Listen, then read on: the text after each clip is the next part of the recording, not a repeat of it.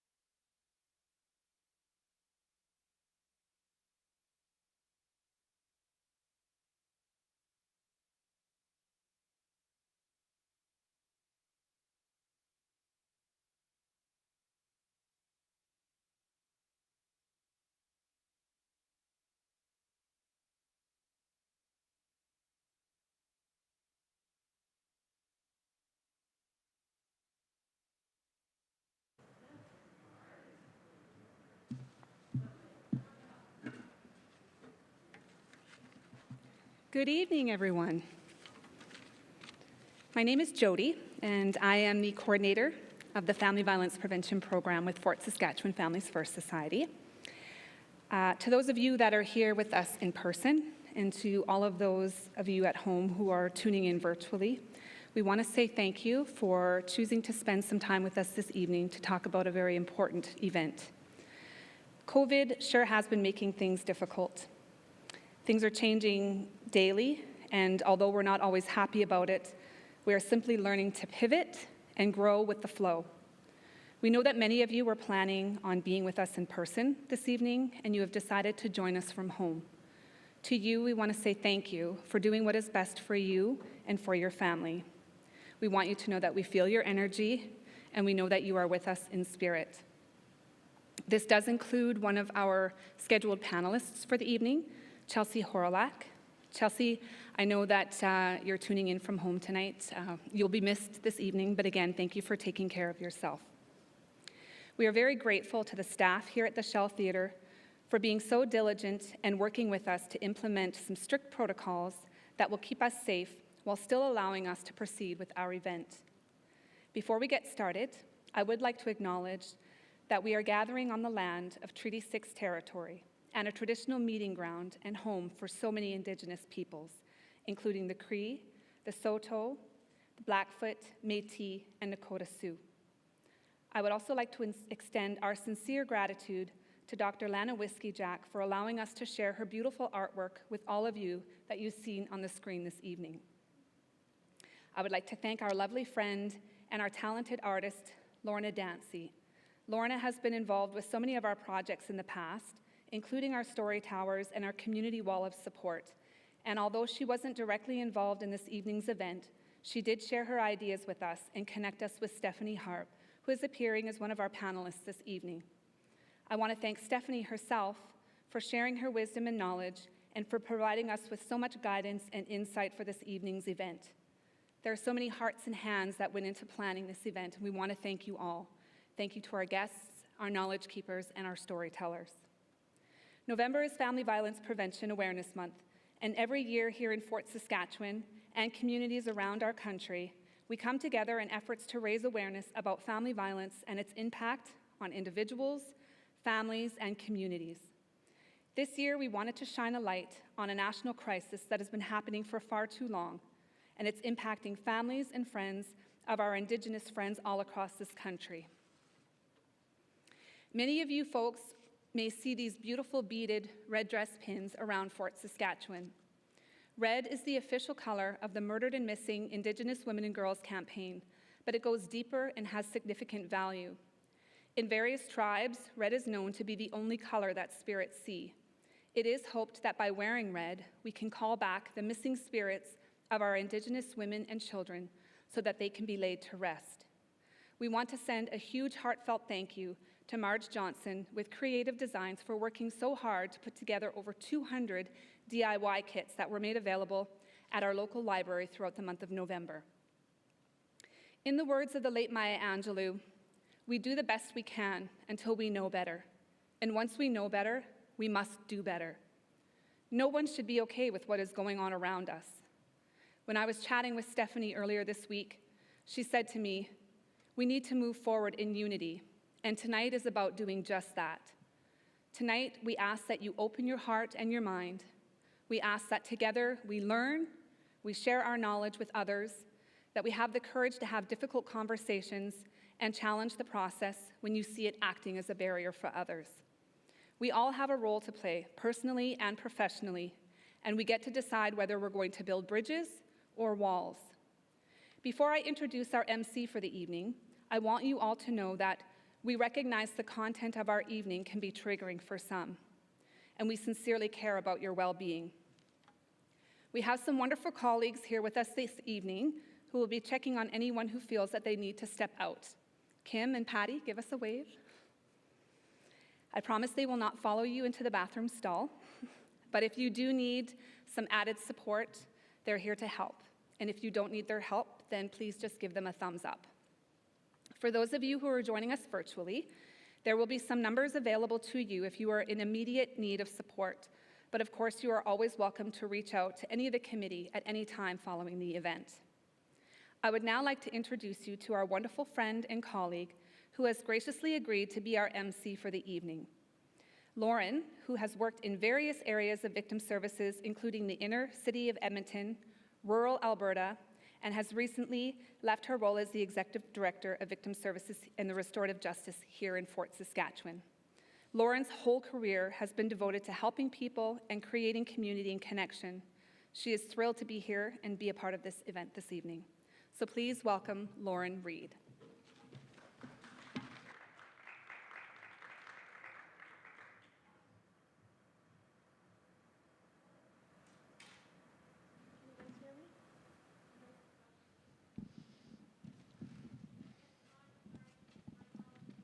Okay, perfect.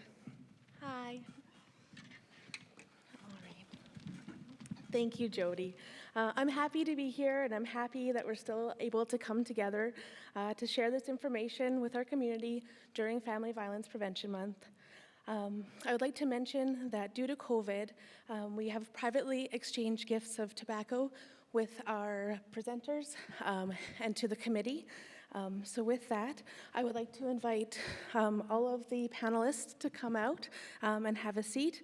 And I would like to begin the evening by welcoming Elder Elsie Paul to the stage to lead us through a smudge and blessing.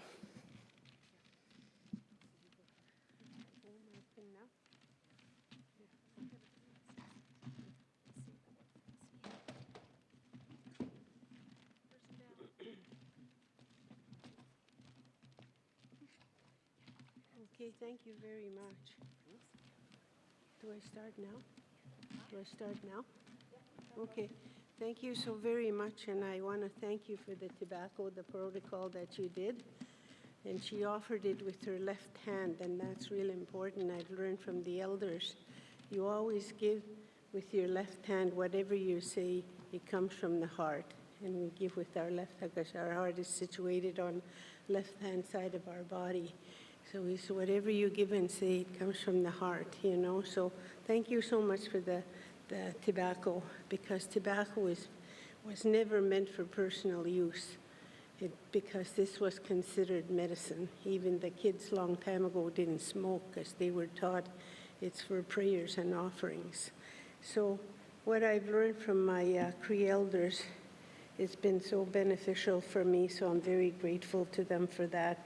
One of the things that I've learned is that when we're going to do the smudging, we take our glasses off and all our jewelry off, he says, because we all come from the spirit world, and when we come from there, we had nothing but our gifts and the gifts from the Creator. So he says, when we came here from the spirit world, and when we do the smudging, we don't want anything to be blocking, so we take our jewelry off. So, and what I learned from the Cree elder is that we light this to the easterly direction in honor of the south, the west, the north, in honor of the four sacred directions, because there's lots of teachings from those too. So east is over here, right? East is over here. When I enter a building, I usually, I get lost on my direction, and I've left these matches in my car, so they get damp on me sometimes, you know, so it's hard to light them. Maybe this one will be, because they get damp in the car. So easterly direction first of all. We go to the south, and I'm burning sage, which is the woman's medicine. And so therefore, and he said, don't put the flame out when it's flaming like that. So, because, and we cleanse our mind, body, and spirit with this medicine. But men can use the sage too, but this is woman's medicine. So we go like this, and we go this way. And we also cleanse our eyes, so we're not going to spend time, you know, looking at somebody in a angry way or resentful way. We we also cleanse our ears, so we're not going to bother listening to gossiping and cursing. And we also smudge our mouth, so we're not going to spend time gossiping and cursing. We also smudge our hearts, so we're going to be blessed with kindness and gentleness and love. And the elders, they go like this. Some of the elders I see, they literally smudge their feet. So because they want the Creator to be blessed them on their journey for the day. And so much teachings to this. And this smoke is sending our prayers to the Creator, you know. Even the matches have meanings for it. So after we usually, go and do the smudging individually with everyone, but because of the virus, we can't do that, so we just do it like this, And I'm going to be saying my prayer in my language.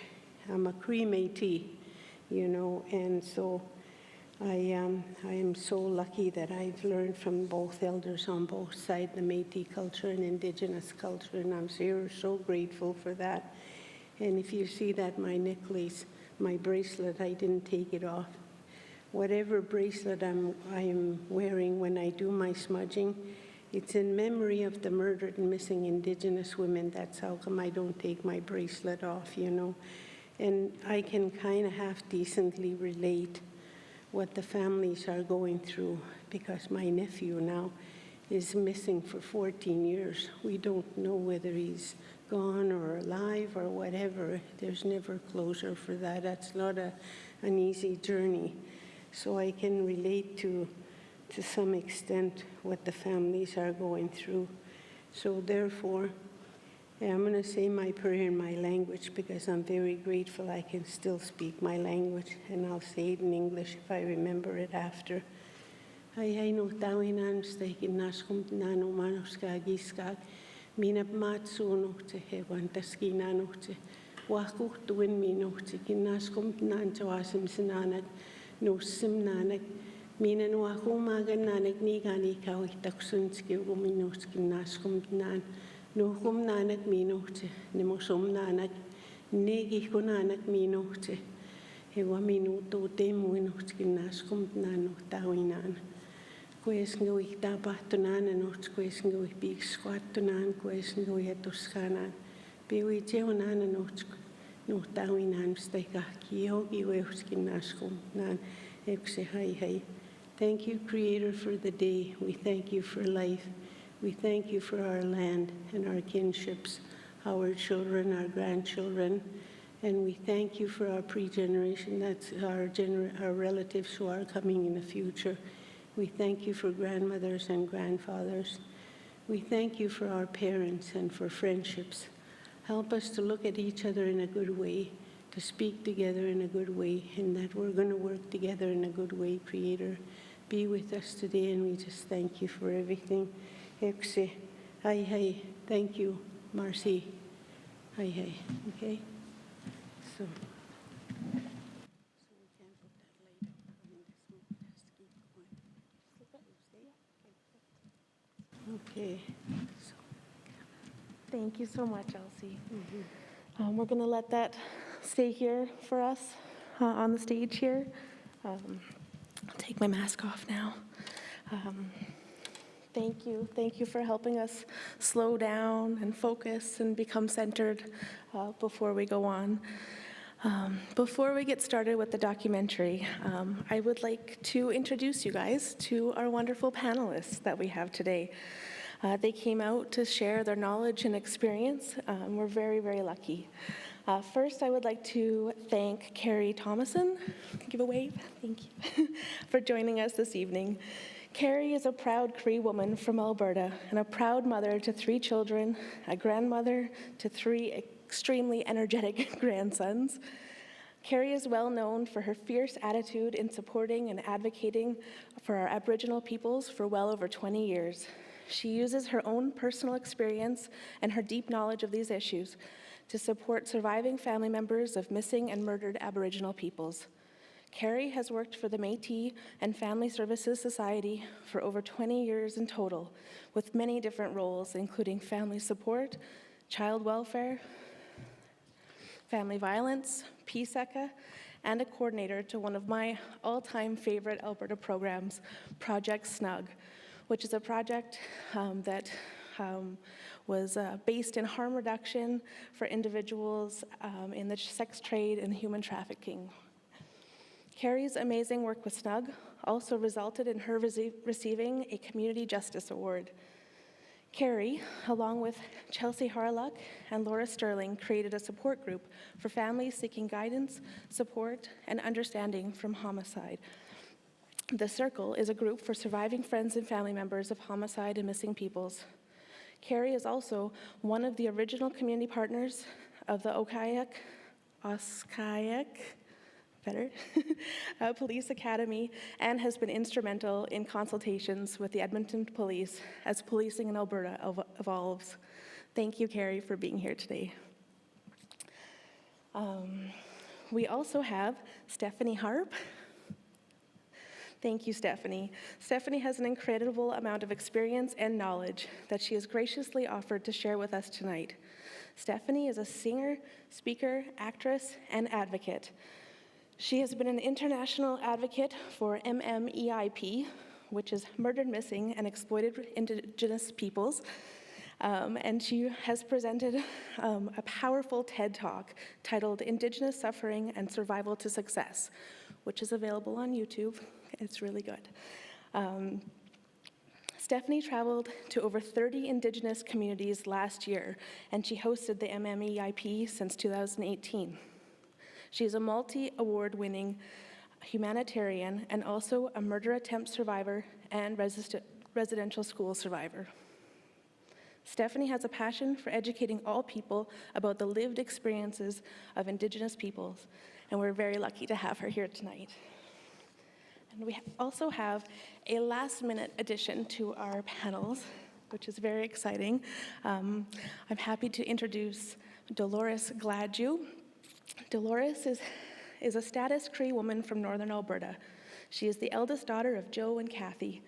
She is the eldest child of a sibling group of 3.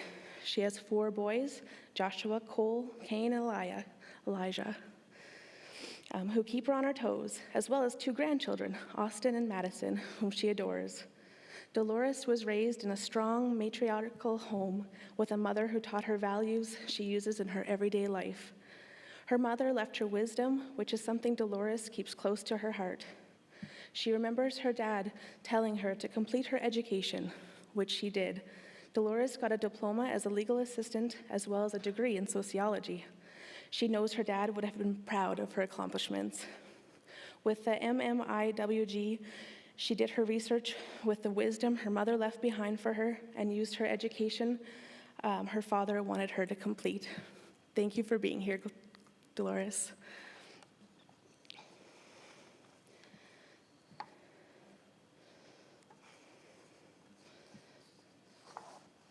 So I had to add that bio in. So lastly, I'd like to thank everybody who's here, either in person, all my friends, thanks guys, or everybody watching virtually. We really appreciate you sharing your time with us and your willingness to learn more about missing and murdered Indigenous women and girls. Indigenous women and girls are 12 times more likely to be murdered or missing than any other woman in Canada. Indigenous women and girls are overrepresented among Canada's missing and murdered. While Indigenous women make up 4.3% of the population, they make up 11.3% of missing females and 16% of murdered females. In cases of homicides involving Indigenous female victims, 62% of the homicides involved a history of family violence. Tonight, we will be viewing Quiet Killing, a Canadian documentary. This award-winning documentary follows the families, loved ones of missing and murdered Indigenous women, activists, and survivors whose lives have been changed forever. This film explores the systemic issues that underpin violence against Indigenous women and girls. Thank you for being here to hear this message. I now would like to invite you to view this with an open heart and honest heart, and feel free to ask questions or share insights with us afterwards. we'll go back and let you guys watch, and then our panelists will be happy to take questions afterwards. Thank you.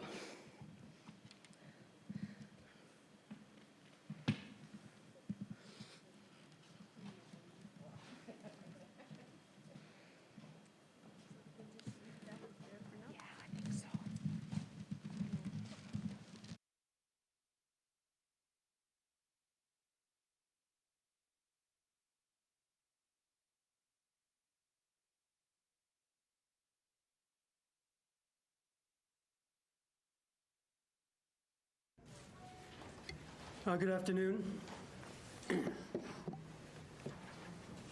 Tina Fontaine was reported missing on August 9th, 2014. Her body was recovered from the Red River on August 17th, 2014. Her death has been investigated as a homicide. The murder of this child, and let's not forget she was a child, has shocked and outraged our community. And I think that outrage has resonated across our nation.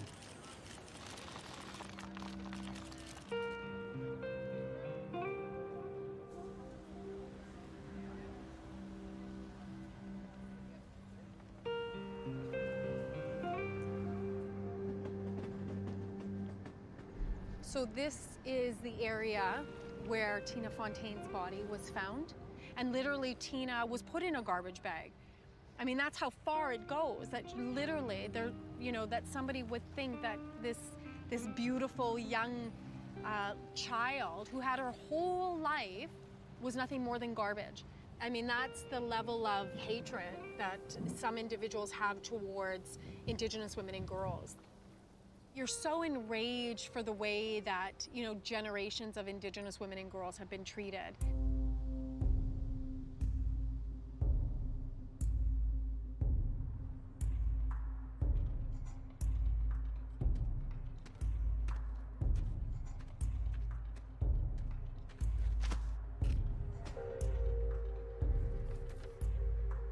1,181 First Nations women are murdered or missing in Canada. When the RCMP report came out in 2014, this number exploded like a bomb in the media. The country suddenly became aware of a situation that has persisted for decades. In Canada, a First Nations woman is 8 times more likely to be murdered than any other Canadian citizen. Some are homicide victims, killed by a violent partner or sexual predator. Others simply never return home. Throughout the country, Indigenous women have been murdered or gone missing against a backdrop of utter indifference and incomprehension. Right now, we say 1,200 missing and murdered Indigenous women and girls, but that's not accurate. What is the number? We don't know. Nobody knows, right? I mean, some people are saying it's upwards of 2,000. Minister Carolyn Bennett said maybe upwards of 4,000. So if we know that the numbers are, let's just say 1,200, which we know that that's not accurate, but that translates into 36,000 missing and murdered white women and girls. And I would suggest to you that the response would be very, very different.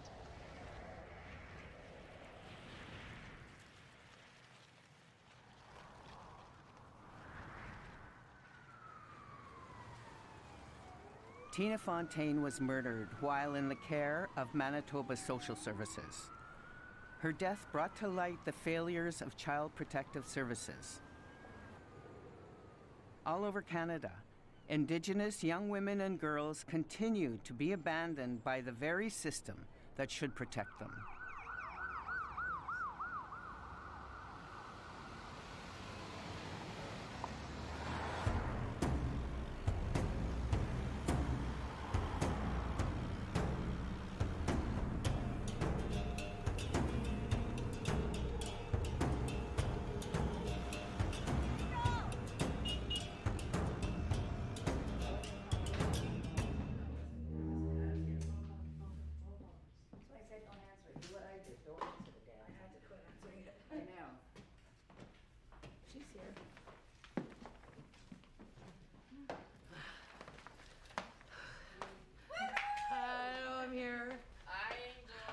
queen of late.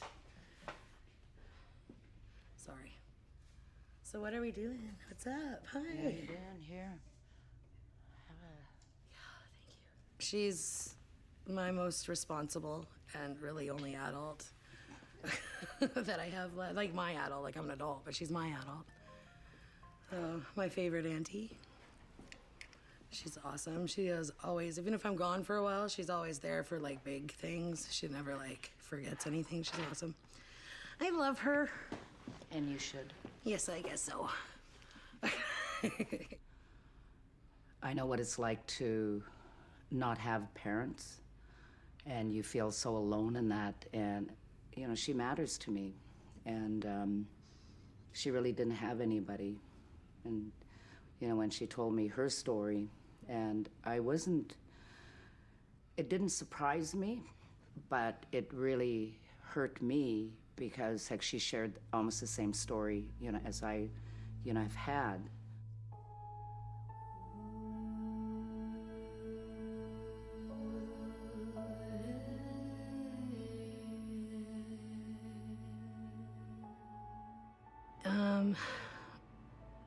My childhood was, I don't know that you can really call it a childhood, to be honest.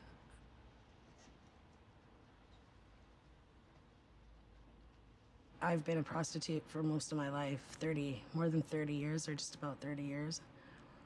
And I'm only 40.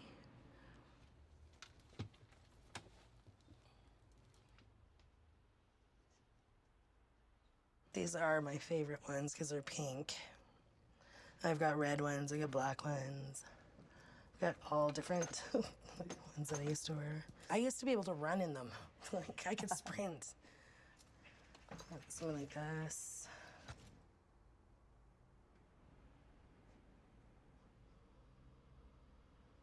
I don't want to die out there. The odds are against me. Somebody's gonna kill me.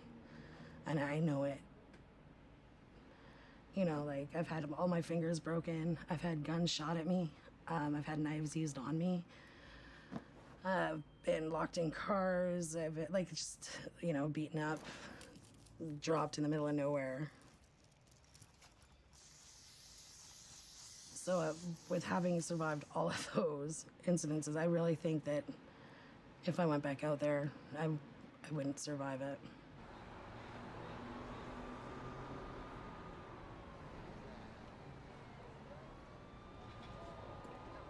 Among the cases of missing and murdered Indigenous women, 7 out of 10 occurred in urban environments, mainly in Canada's poorest neighborhood, Vancouver's downtown east side.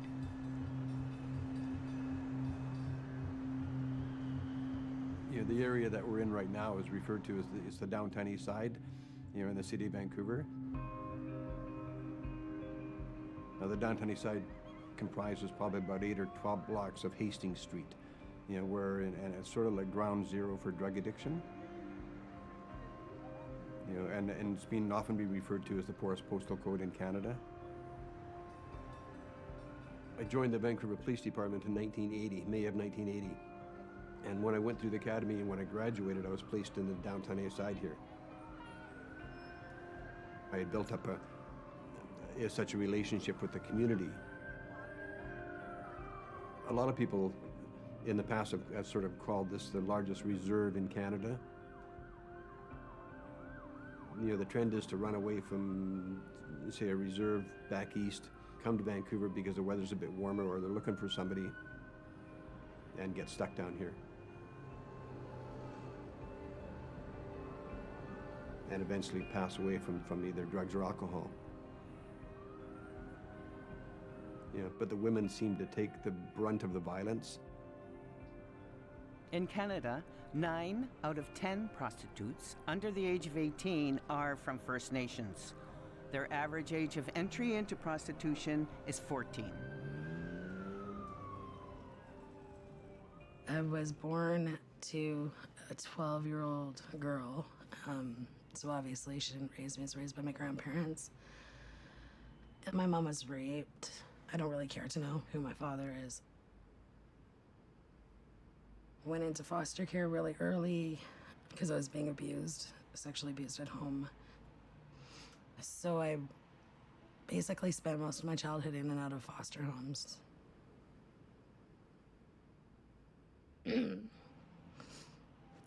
But so my grandmother married this man who was really, really abusive, and he hated Indians. And so he had all these babies with my grandmother anyways, and sodomized them completely, like just did things I couldn't imagine anybody doing to anybody. Like even on that level of evil, it doesn't comprehend with me. But so my mom was really, really severely abused. And so her childhood, she never had one either. That's why it's so easy for me to forgive my mom for the things she did to me, because she was doing the best she could with the tools that she was given, and she wasn't given any. So she died when she was 34. She was killed by her partner.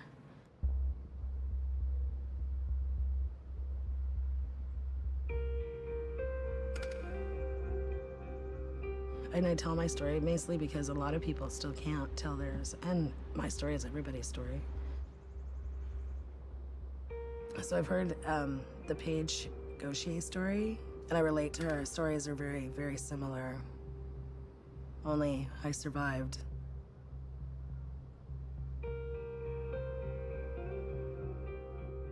Well, Paige is a young woman who died in Vancouver, in the downtown east side, just a few months after she'd aged out of foster care. And she was basically put in a bit of a shelter in a really dangerous neighborhood where she'd already experienced so much abuse. What I found in the last sort of 2.5 years of her life, Paige lived in more than 50 different places in the downtown east side. They told me that she died of an overdose in a bathroom beside a public park in the downtown east side.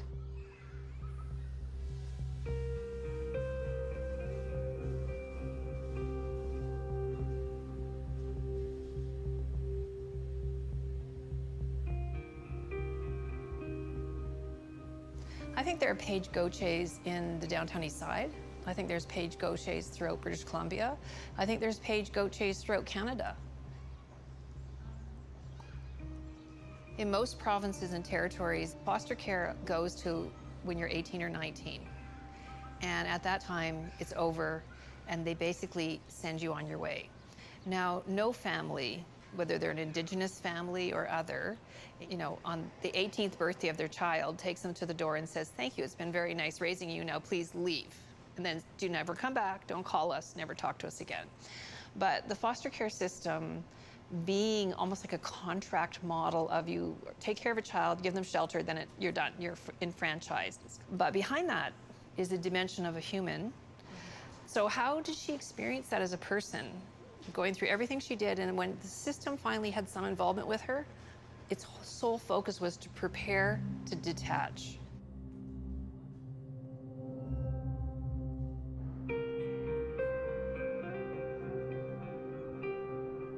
Nearly half the children in foster care in Canada are First Nations, though they only represent 7% of children in the country.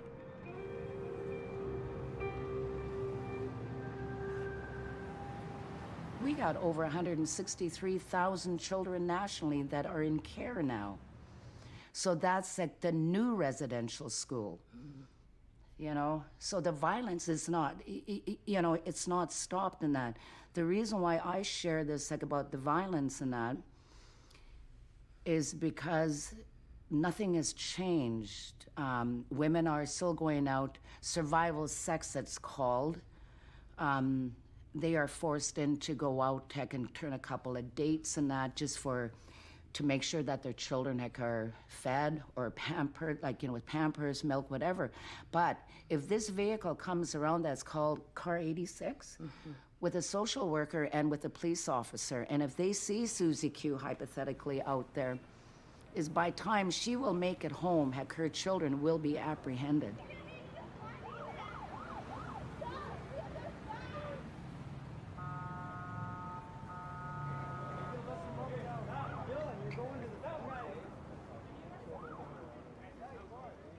So how does it work when you turn out to be an adult and you're in care?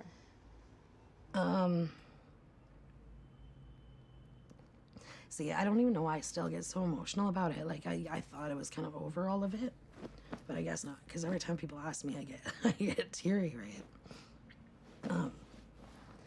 It's not like normal kids from normal homes have their families to fall back on. When they're ready to leave home, they leave home. And I don't think I was ready. They dropped me off at this rooming house, and that was it. Well, you had one little room with a bed and a fridge and a hot plate, and then you shared a bathroom. And I remember waking up one morning, and I was covered in baby cockroaches, like they were just catching in my bed. And I went into such a deep depression. I wasn't even drinking or anything, and I hadn't started doing drugs yet. But I went into such a deep depression that I blacked out and I hung myself.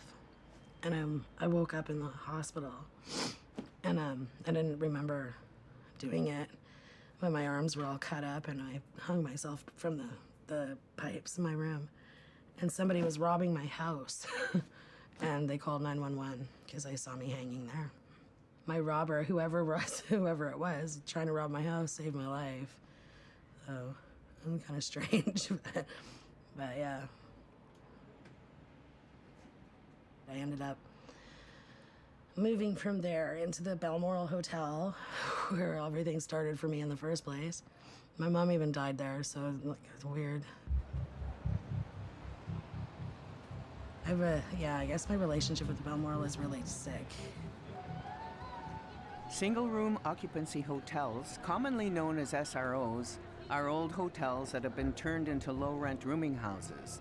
They're found all over Vancouver's downtown east side. Some of these places don't have proper running water. They have shared bathrooms with open drug use. You are certain to be abused. In fact, a young girl is like fresh meat in these places. I mean, if your social worker will not even go to the place that you've been assigned to live, then maybe you shouldn't be living there.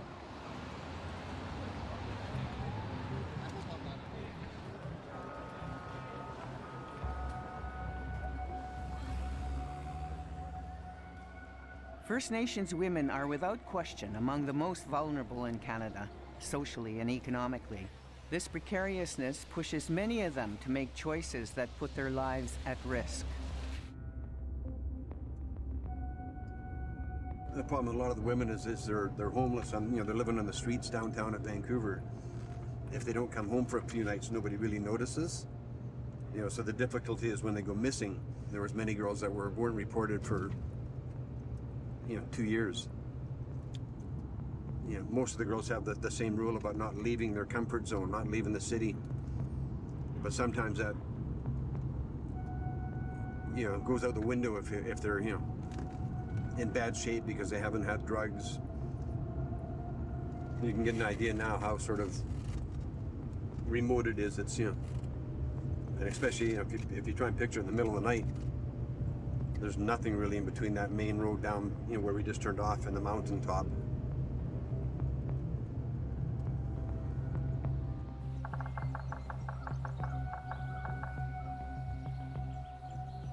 Well, Mary, was one of the nicest people I can remember ever meeting, and she was always had a great laugh, and a smile on her face, and she was a fixture down the downtown east side for quite a while.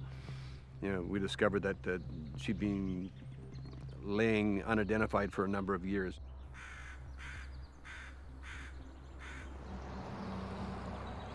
Now, as far as I know, Mary's murder investigation is still open. There's not enough resources, like the shelters are, like they're just Band-Aids and that, eh? It was a fight for her to get her own place, and a place that she had to put up with, for, back then, it was a shithole. And I always believed that if there was places, for, that's safe for women, is that the majority of these women, they'd be alive today. because getting housing was half my battle. And it gave me like to have a safe place to go, to be able to think about my life and to be able to make some changes and get some help and do the things I needed to do.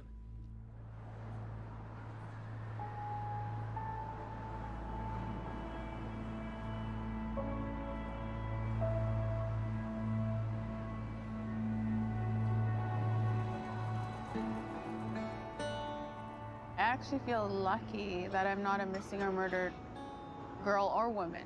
You know, I grew up in a bad neighborhood, I guess. That would just be the beginning part of it. But just being Indigenous, I'm at risk. When I would go home or go to school, there was always cars going around the block. I don't know how many times men tried to pick me up. I learned at a young age, at 11 or 12 years old, how to swear at these men trying to pick me up. And I can't imagine that because I have a 12-year-old daughter, and I can't imagine her doing the things that I used to do at that age.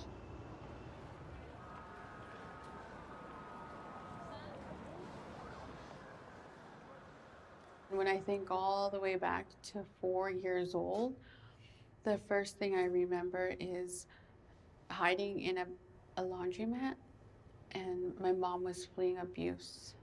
So her boyfriend used to beat her up badly, and we were running away. I grew up here in Vancouver. I grew up in East Van, and so that's where my childhood was, and that's where a lot of bad things happened. I was sexually abused by my aunt's boyfriend from like 6 years old till about 10-ish. Like, it wasn't just me either. He sexually abused a handful of my cousins. But he had the most access to me because he lived in the same building as me. You know, we were starving. Like, whenever my mom got her check, she would come down here to get the meat. I think she would go to Army and Navy, but on the way, she would stop at a bar, go, and then shop, and then go back to the bar, and sometimes she didn't make it out of the bar. And then she would lose her food on the way. My mom chose Vancouver because she didn't want to raise us in Mission, where a lot of family and the residential school is, or on our reserve where a lot of abuse was happening, violence and abuse. So my mom chose Vancouver, but it still happened.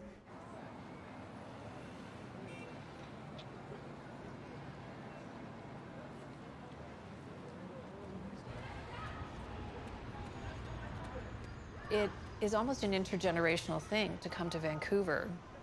And it tells me something about the communities people have come from, that they think that this is a better community. So the type of intertribal aggression, family aggression, violence that they're experiencing in their own communities and families as they grapple with issues, maybe it's more acute than what they experienced here in Vancouver.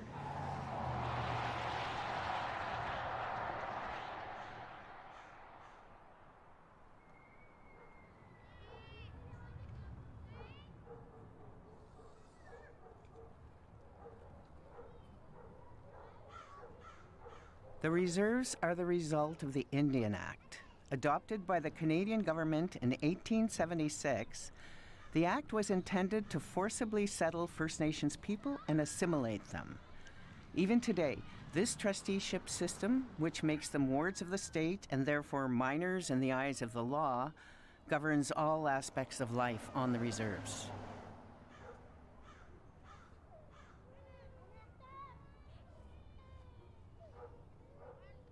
La vie en communauté devient, dans le contexte actuel, une vie un peu difficile. D'abord en termes économiques, en termes de logement, il y a des problématiques importantes en matière de logement dans les populations, dans les communautés autochtones.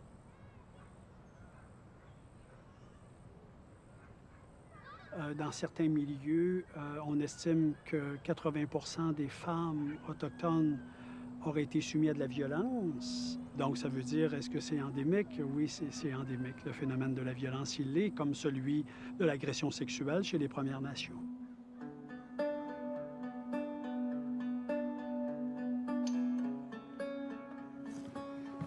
J'avais froid, merci. Pourquoi dire merci? Comme j'ai l'habitude de t'en faire souvent. OK. Hé, ce qu'on fait aujourd'hui? T'entends-tu de faire de quoi? Ah, je m'en vais bingo, c'est vrai. Ah! Toujours la même sortie. Toujours du bingo.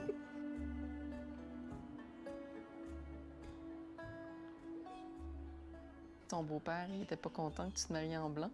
Non, il était pas. Il voulait plus traditionnel. Voilà la preuve. Pour protester contre le fait que vous étiez habillés en blanc. Il était plus d'être comme ça, même chose que mon père, parce qu'il y avait son saut déjà chez mon parent. Qu'on fallait qu'on l'habille, mais il n'a pas voulu. C'était dur. Oui. Il a encore été dur. La violence conjugale, moi, j'avais pas d'enfant la première fois quand Jean-Luc m'avait frappé.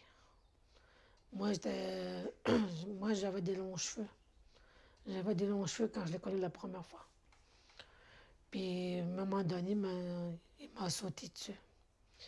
Puis là, il était bien trop fort. Il était fâché après moi. Puis, il m'a traîné de la chambre jusqu'à dehors, par les cheveux.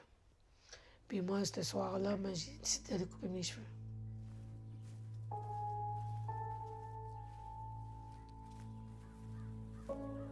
Quand j'étais jeune, on a vécu beaucoup dans l'abandon, le rejet, la négligence. J'ai eu beaucoup de difficultés avec mon enfance. Oui, c'est ici que je passais mon temps à venir quand j'avais besoin d'être seul. C'est ici que je m'en venais me réfugier aussi. Quand je voulais réfléchir à tout ce qui est dans les moments difficiles. Mes parents, les autres, ils consommaient beaucoup d'alcool. Mais j'ai jamais entendu deux fois dire ma mère qui m'aimait. Dit mon père.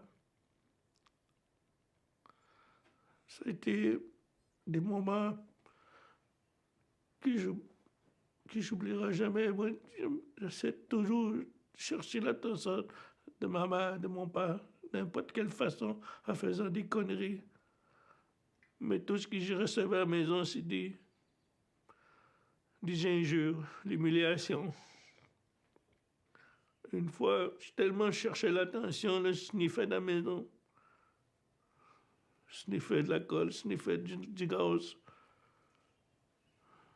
Et une fois, mon père, qu'il m'a surpris en train de sniffer, il m'a battu. La souffrance que j'avais en dedans de moi, c'est effrayant, puis les enfants qui ont reçu le coup.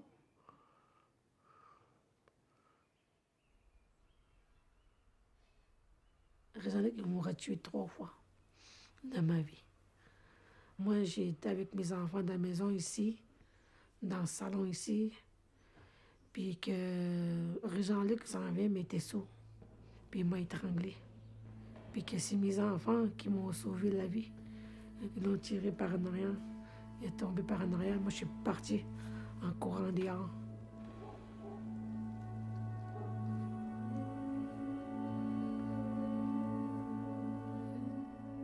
Oui, j'ai peur. Tu sais, je me dis aujourd'hui, je suis chanceuse quand même aujourd'hui d'être en vie. Puis malgré tout ça, qu'est-ce qui t'a poussé à rester avec lui? Avoir dit dans une communauté, c'est vraiment pas pareil, OK? Tu sais, il y a tout le temps, on va tout le temps dire que reste avec lui, c'est un homme. Tu sais, c'était comme ça, va.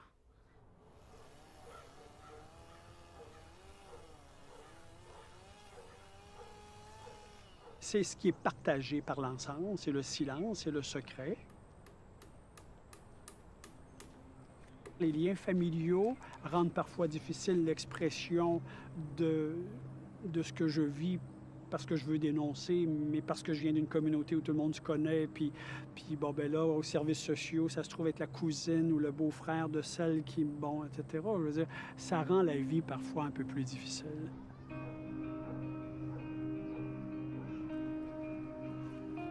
Victims of domestic violence and First Nations communities rarely come forward to accuse their abusers, due to a lack of resources, but also because they don't trust the police. Our history with the police is not good, even in my own family. Growing up, we knew that police were bad. Well, we thought police were bad. You know, they would come to our place and it just was never good when they came.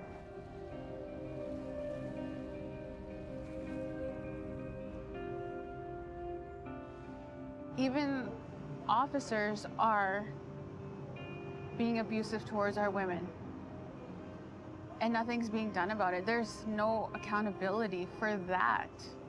And you know, with the recent allegations against the police officers in Quebec, nothing happened. A handful of Indigenous women came forward. Nothing happened.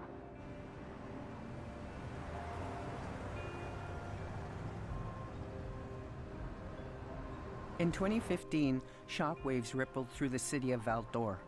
In a Radio-Canada report on the show Enquête, a group of First Nations women accused Sûreté de Québec police officers of assault. 6 police officers were temporarily suspended while the Director of Criminal and Penal Prosecutions led an investigation.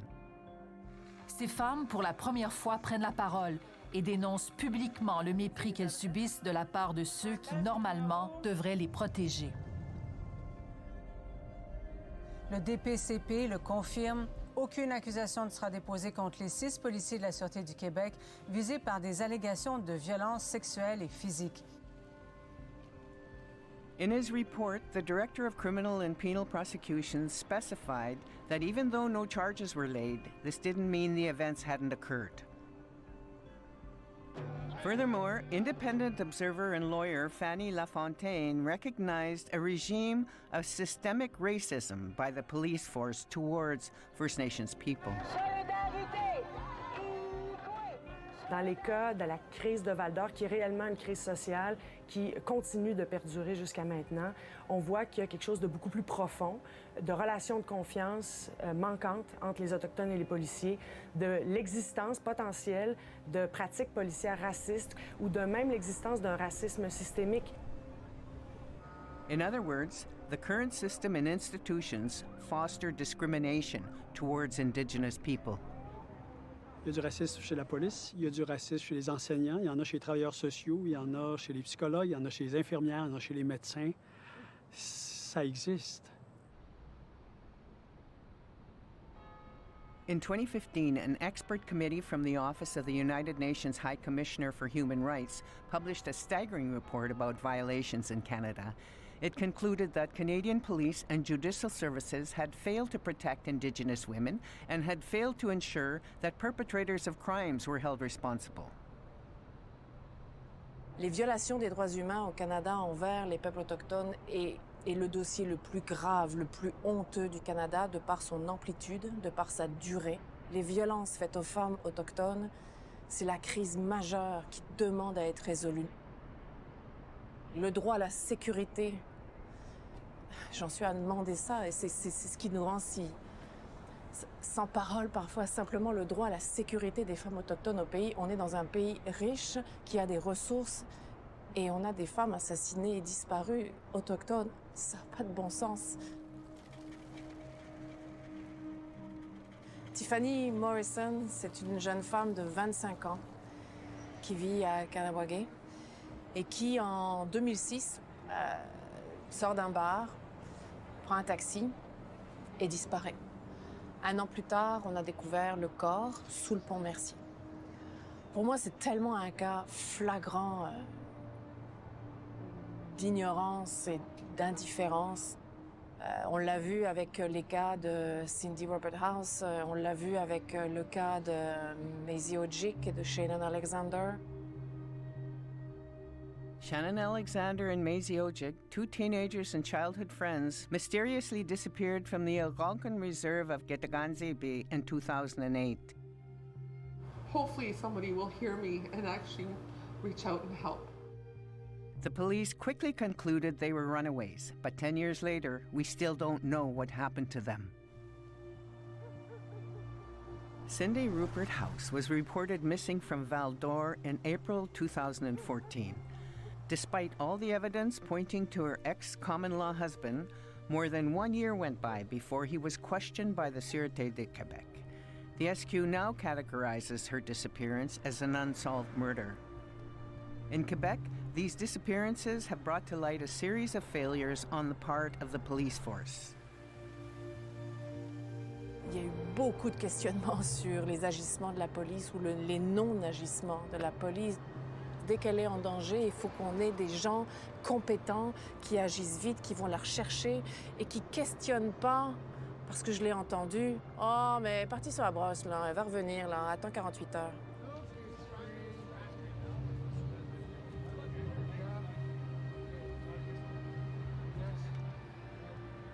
We're supposed to be there for people regardless of who they are, and a lot of us weren't. I mean, there's a lot of terrific officers, probably 95% of them, but there are some, you know, that had shitty attitudes.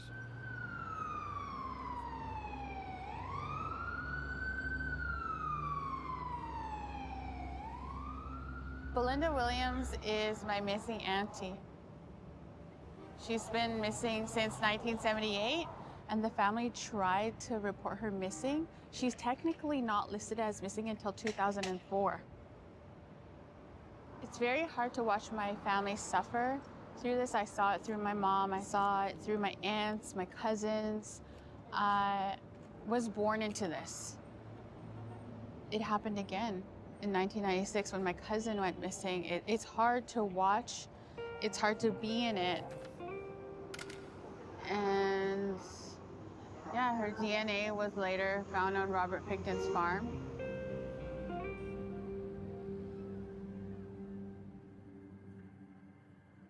At the end of the 90s, the number of missing women soared on Vancouver's downtown east side. Dave Dixon, a cop on the beat at the time, was one of the first people to inform his superiors about the situation. 12 years would go by before police laid charges against the man responsible, Robert William Picton. Ultimately, he admitted to murdering 49 women, about half of whom were Indigenous. In '97, I started to realize there was girls going missing. And then one of the comments, the worst comment I heard, you know, from a certain officer, you know, that got upset and just bluntly said, he says, you know what, he says, the bottom line is, he says, I'm not wasting money looking for fucking whores.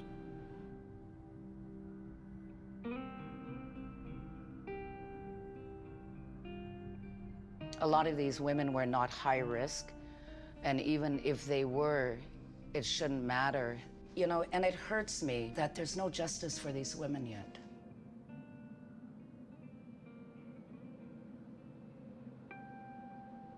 Now that Willie Picton has been arrested and is in jail and probably will never get out, I think there's that sort of that false security where a lot of the women are feeling safe and they shouldn't, not for a second. You know, because it really hasn't changed a bit in the downtown east side. It's as bad as it's ever been, and there's a lot more people than Willie Picton out there that are preying on the women.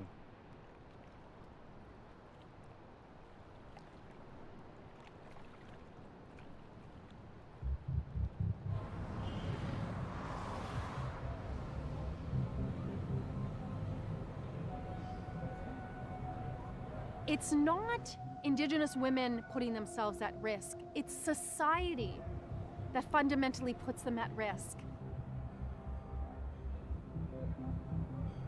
Because people will say, well, she put herself at risk, she was selling her body.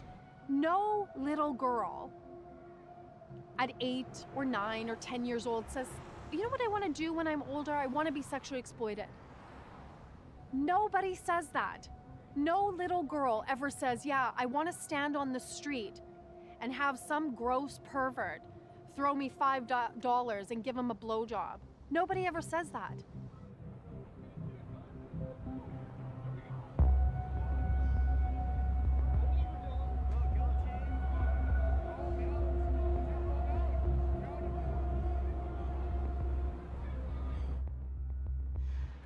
My mother and I had a relationship. It was a rocky one. Like, my mom turned me out into prostitution when I was 11. And I remember the first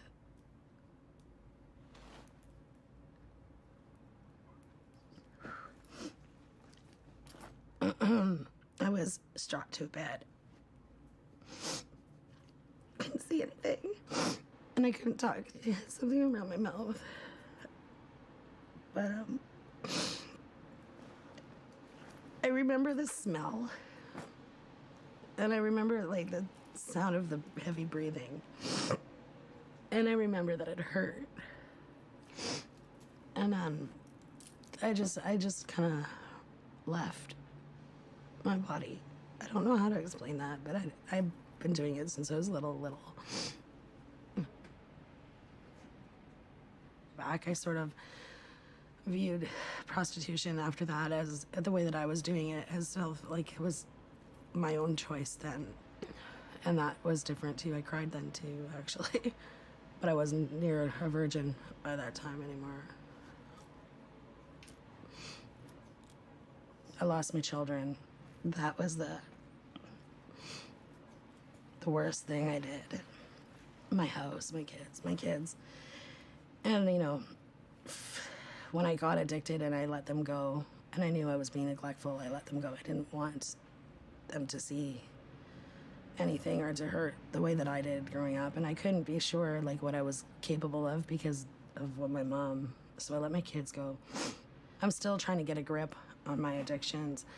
I'm not using like crack or anything, and I'm trying to stop everything, but it's a hard process, and it's something I know I can't do for them. And I can't explain why.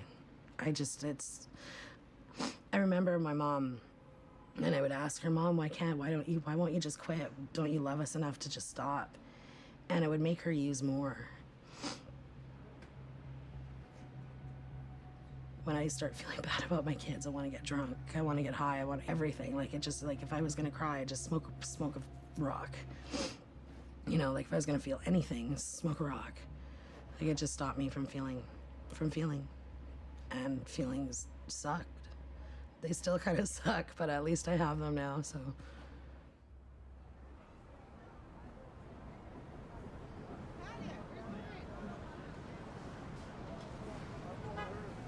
Hey, Rob. I don't understand self-love.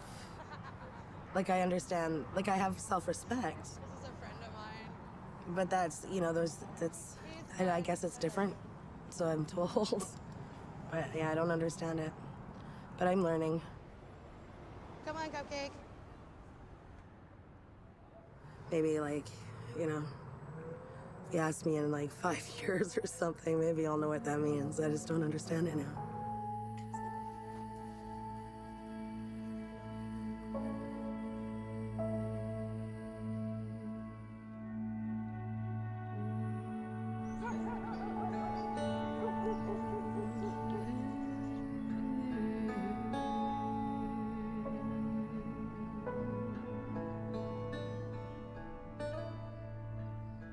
From the very beginning, my relationship with my mother was strained and painful for both of us. 10 Thursdays ago, she died of a fentanyl overdose in her home. My whole life, she has had heavy use of alcohol and drugs since I was 8. I have lived in fear and dreaded and prepared myself for the call that says she's gone. And when that call actually came, even though I had over 30 years of preparing, I didn't know what to do. I couldn't function. And then for it to be confirmed through the coroner that it was fentanyl, that's murder.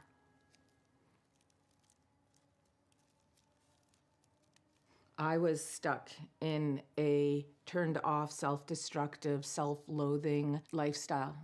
I would be one of those statistics. At the very least, I would be another drunk Indian in the bar. I don't know how I am not a statistic, how I am not on the murdered and missing women's list.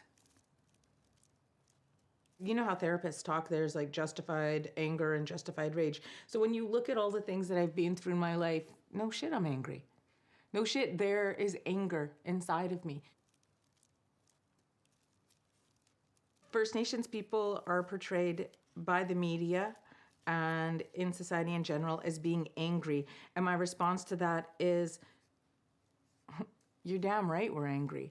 We've had our women murdered, our men murdered, our children murdered, residential schools, 60 scoop, our land has been stolen and occupied and destroyed. Our cultures have been completely decimated. We have been murdered and jailed and criminalized for practicing and living how we have for over 10,000 years.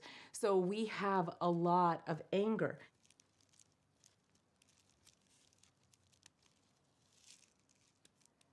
Where do I belong? It's a sense of belonging in that you just don't feel like you belong anywhere. And I think that this young man who's one of his family members had died down here, and he said his analogy of who we are, especially with the murdered missing women, are like fallen leaves that when the rain falls, it just washes us under.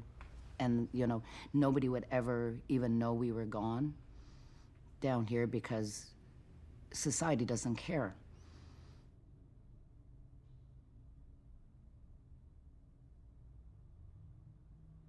You see this violence all your life and that, you know, and that becomes like a normal way of life for you.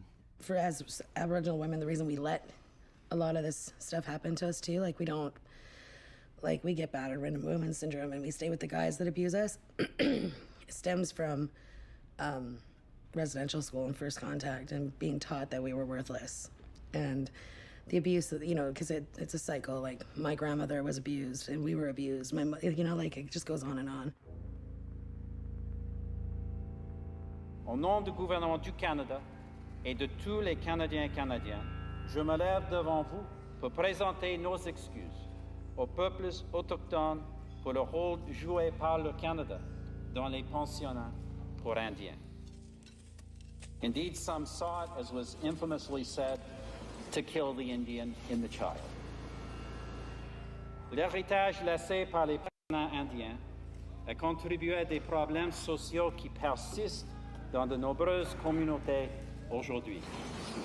Tragically, some of these children died while attending residential schools, and others never returned home. On s'intéresse beaucoup plus à l'éducation de l'enfant parce que, après tout, il est malléable à l'âge où on le trouve. On peut en faire à peu près ce qu'on voudra. Si on peut affermir sa volonté, c'est par les écoles. So residential school system at its heart was the belief at the highest levels of government in Canada that the best thing we could do would be to eradicate the Indian. Take the children, place them in denominational or religious schools away from their families, and change them.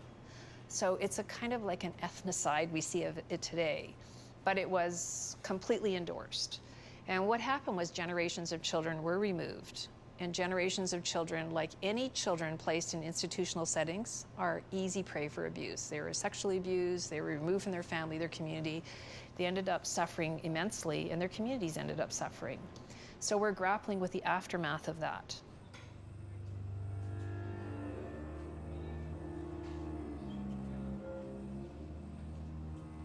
Il n'y a pas un enfant, qu'il soit québécois ou d'Alberta ou autochtone, qui est préparé à vivre une expérience du pensionnat sans séquelles. C'est impossible. Alors là, comment on les recrute, ces enfants-là? Bien, là, carrément, c'était des agents du ministère des Affaires indiennes, accompagnés des policiers de la GRC qui allaient dans les communautés à la fin de l'été, début de l'automne, aller chercher les enfants, Et là, il y avait toutes sortes de moyens coercitifs qui obligeaient les parents à laisser aller les enfants. Alors là, on avait des autobus scolaires ou des hydravions, dépendant dans quelle communauté on faisait affaire. Et là, on mettait les enfants. Et là, on leur disait, ils vont revenir. Même les enfants eux-mêmes croyaient qu'ils allaient revenir au bout d'une semaine ou de 2 ou de 3 pour s'apercevoir, au fond, que dans la majorité des cas, ils partaient pour 9-10 mois.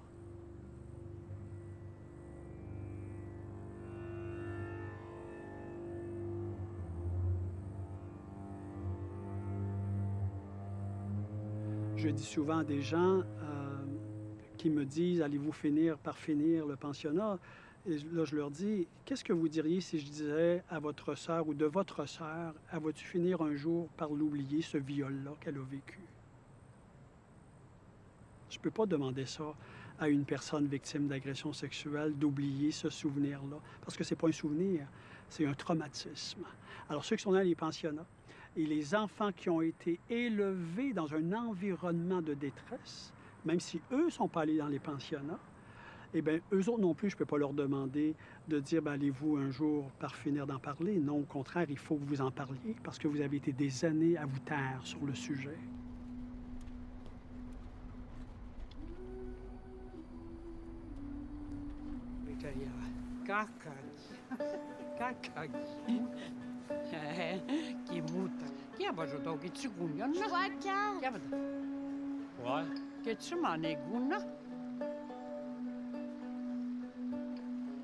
C'est petit que ton grand-père qui venait poser le filet là, de l'autre côté, de l'autre bord là-bas. Là. Il le posait comme ça, dans ce sens-là. Tu vois-tu, Frédéric? Comme ça, dans ce sens-là. Puis on pognait le dynamite. C'est ici qu'on est venu quand on était jeune, avant que je rentre au pensionnat. Là. On venait en canot, en canot, en boat ici avec mes parents. Puis on était une gang des enfants, hein, puis on mettait tout dans le canot. Hein.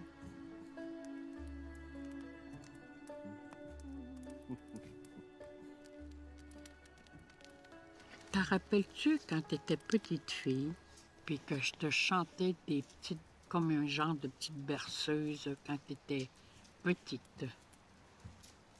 Oui. Veux-tu qu'on le chante ensemble? Ni daniches, ni daniches, gittimeno gishe, gittimeno gishe. Ni daniches, ni daniches, anish na bekwe. Bien oui. Non, parang yung tao yun. Ni mama ka. Kabing gitasik. 나는 기나는 거니까 다 농파미겠지 가는가 배우는 시나베 미지가 어이시 무사 제주마 코아저 고모거니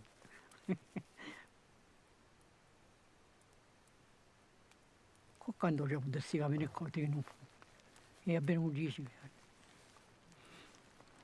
não vai saúde não diga quando eu vou que me cate é bem um dia andando vai andando me de doan eu porque não a pitch de corda eu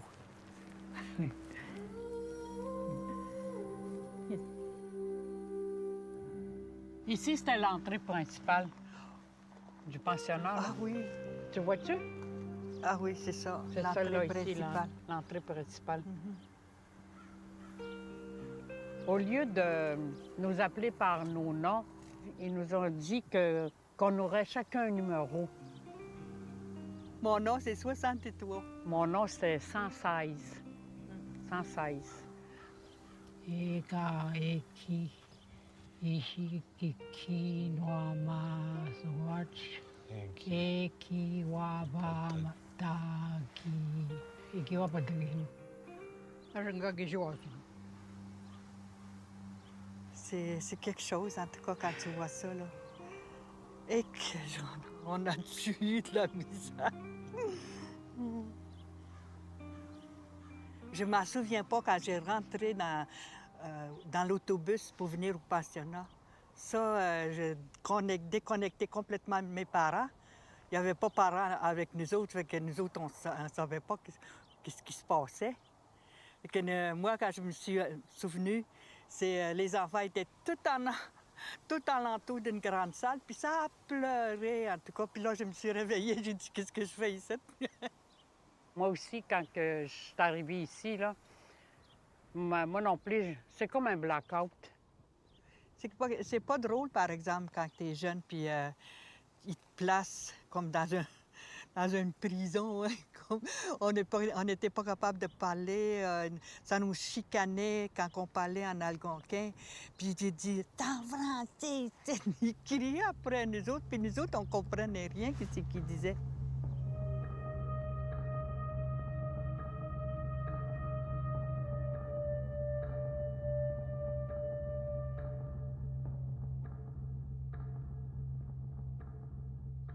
Ils nous coupaient les cheveux, tout bien court, bien carré ici.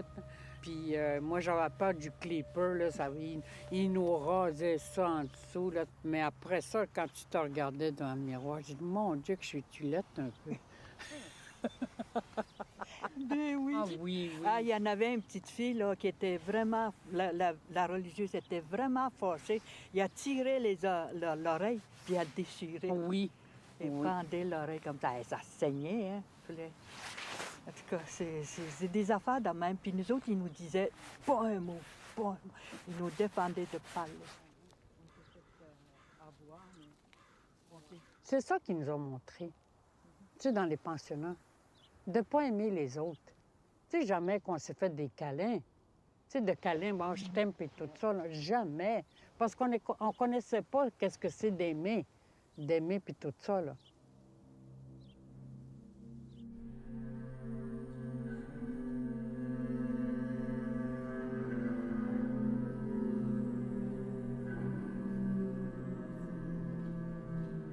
On allait à la confessionnale, groupe par groupe, hein.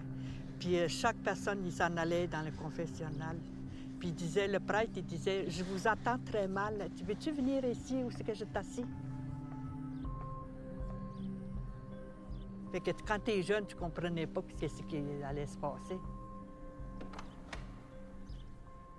Fait que je suis allée voir le prêtre où ce qui était passé. Puis c'est là qui... dégueulasse. Puis là, en tout cas, là, il m'a abusé. Puis il voulait que je le touche, que je le crosse, autrement dit. Puis son haleine, il puait, tu sais, tout ça. Puis tout ça, la première fois, je voyais un homme. Tu sais, t'es jeune, toi, là, t'as jamais vu ça. Fait que c'est quoi ça, là? Tu poses des questions, puis tout ça.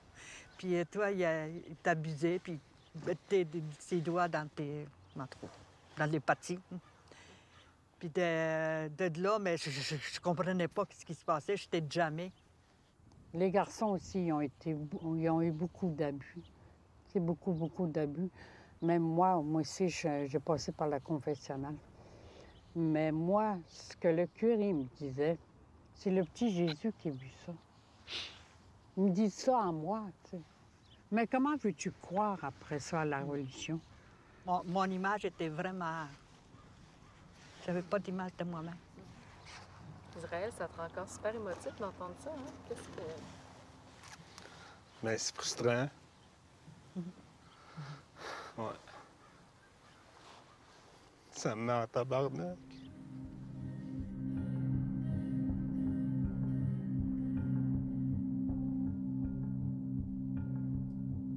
Mes plus beaux souvenirs d'enfance, c'est quand on partait dans le bois, là. Par rapport à aujourd'hui, les jeunes trouveraient qu'il n'y aurait pas grand-chose à faire, mais on se faisait du fun en tabarnouche quand on était dans le bois là, avec mes frères. On se trouvait tout le temps quelque chose à faire, puis tout ça. Tu as eu des super beaux souvenirs d'enfance, mais je comprends que tu en as aussi des moins beaux. Ouais.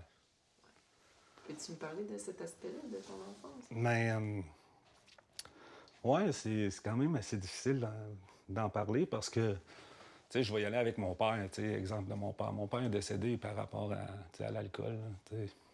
Il est déboulé, il marche quand il était ça. Il était sous l'effet de l'alcool. Il s'est cogné la tête, puis il s'est jamais pu réveiller. Fait que, tu sais, ces souvenirs-là, tu sais, ça pèse beaucoup, tu sais, c'est quand même assez lourd. J'ai comme perdu mes points de repère à ce moment-là. Là. Tu sais, il consommait, puis c'était assez hardcore des fois à la maison, là, quand des week-ends, puis tout ça, là.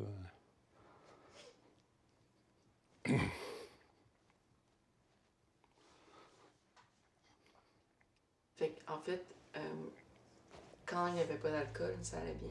Ouais, ça allait super bien. Ah ouais, c'était la plus belle personne là, sur la terre. Là. Vraiment, là.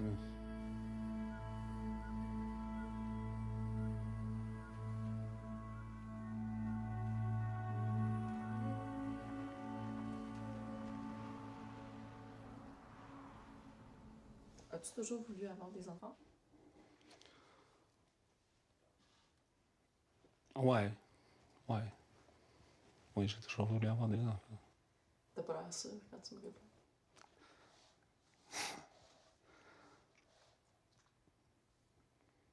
J'en voulais pas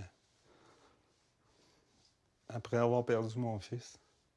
Je l'ai pas perdu, il était encore vivant, tu sais. Mais avec tout ça, tu sais, avec toute la consommation puis tout ça, j'ai perdu mon fils, tu sais. J'ai eu une lettre de la cour à un moment donné, comme de quoi j'avais pas le droit d'approcher. Je sais même pas si j'étais capable de m'occuper d'un enfant, tu sais, parce que j'avais envie de consommer. Tu sais, je repense à ma thérapie puis tout ça, mais tu sais, j'aurais dû donc y aller avant. T'sais. Ça aurait changé encore bien des choses, mais... Pourquoi que ça a changé d'y aller plus tôt? Ben, j'aurais souffert moins longtemps. J'aurais fait la paix avec des choses bien avant ça.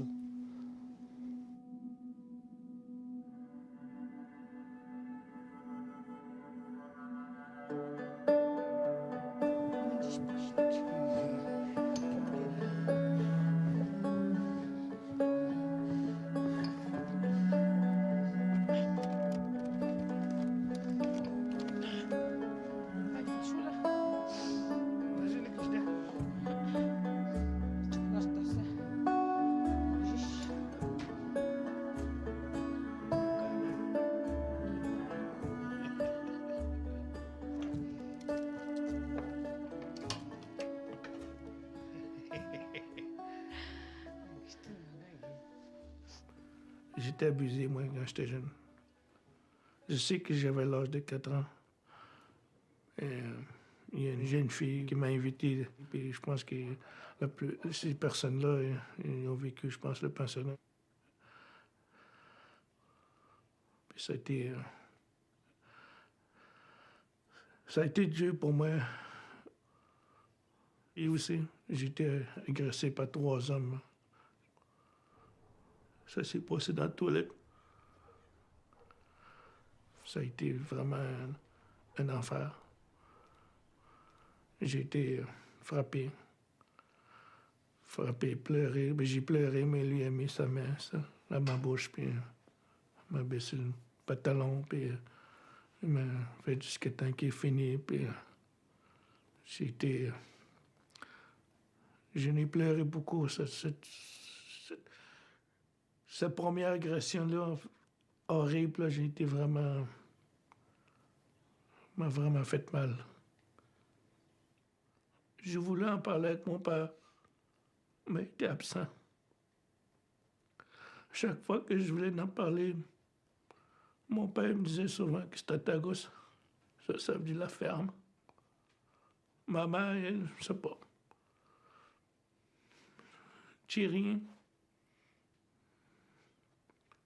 Comme s'il voulait pas m'écouter. J'avais peur d'aller aux toilettes parce que j'avais peur qu'il m'arrive encore la même histoire qui s'est passée à la maison. J'avais peur de me retrouver tout seul dans la toilette. Je pissais partout, moi. Je pissais dans mon pantalon jusqu'à 12 ans, 14 ans, je pense. 12 ans. Ça a été... j'ai fait caca dans mes culottes de mon pantalon. Je sais pas, jusqu'à l'âge de 4e année, je pense. J'avais tellement la colère. Tellement, la colère était envahie à cette heure-là que je voulais en foutre à tout le monde.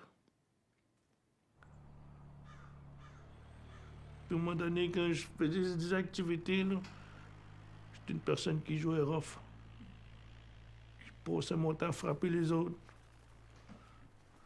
J'avais beaucoup de colère avec les hommes, avec les femmes.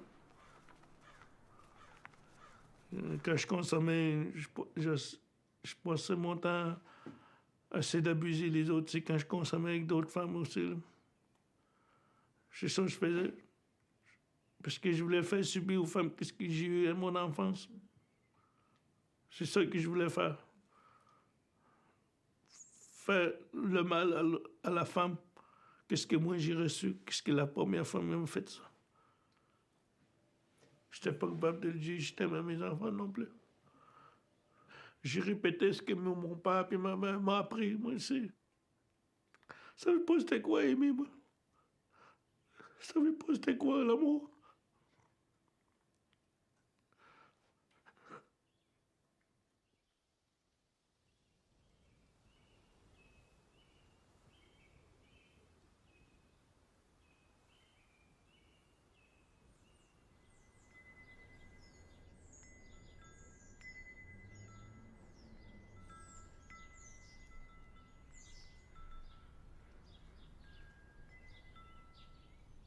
We are looking at the only family and childhood photos that we have left.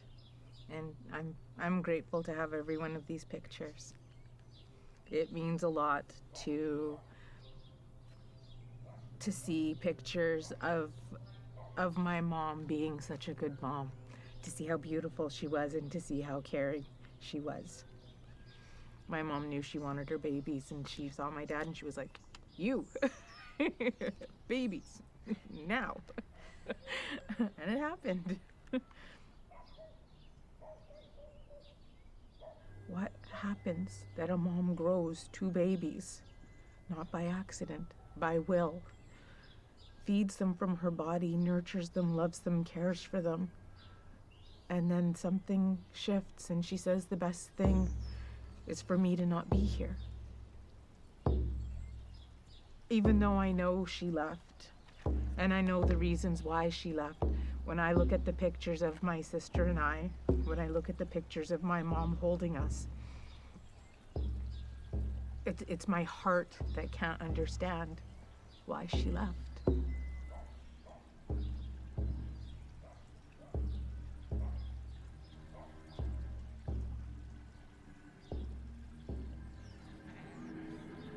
She didn't know how to love us in ways that didn't hurt us, so her only option was to leave. When a woman is murdered, when a woman goes missing, when a woman disappears, what happens to her friends and family and kids that are left behind? Who's taking care of them? I had a community to step in and take care of me. I have an amazing father who stepped in, and grandparents and uncles and so many women. What about the babies who have nobody? Murdered and missing women is not just an issue about these women, it's an issue about our society, and it's an issue about Canadian society, North American society, around the world. Women are allowed to be treated in such inhumane ways. Because what happens to one happens to all, and I won't tolerate it. I'm tired of it. I'm done with it. 200 years of this bullshit here. That's enough.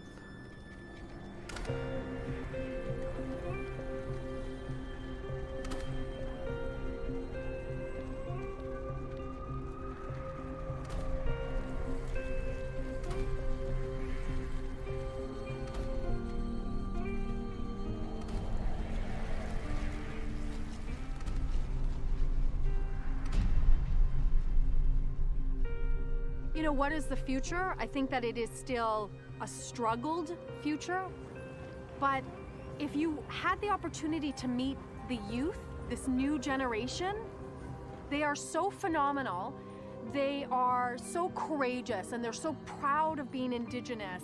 And so through the youth, I really do see a positive and progressive place and space for Indigenous peoples here in Canada.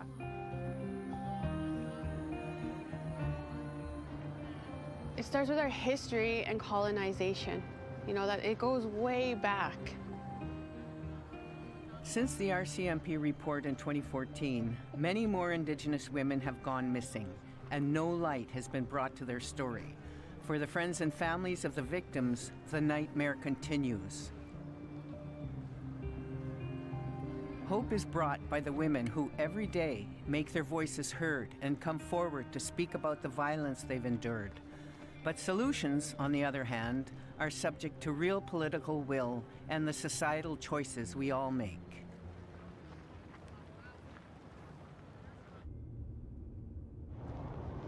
We are going to the Picton farm right now.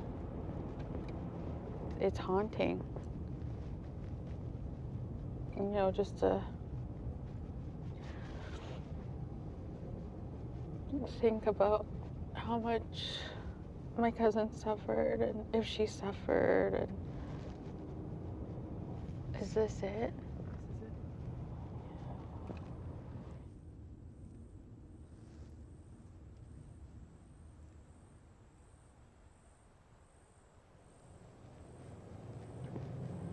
I don't understand how these people can live here.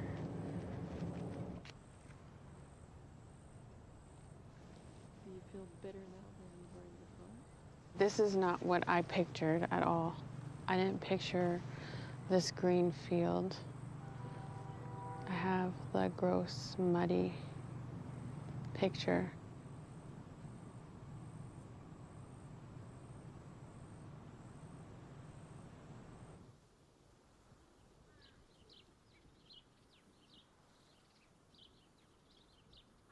Jean-Luc is the first man from his community to go to the police and confess to committing violence against Fridolin and other women in his community.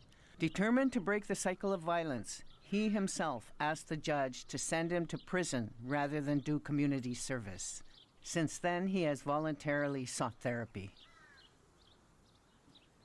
Moi, là, c'est le plus beau cadeau que j'ai reçu. Qu'on soit encore ensemble aujourd'hui. Parce qu'il m'a donné 5 beaux enfants. Ça va bien aujourd'hui avec mes enfants. La communication se rend tranquillement avec mes enfants.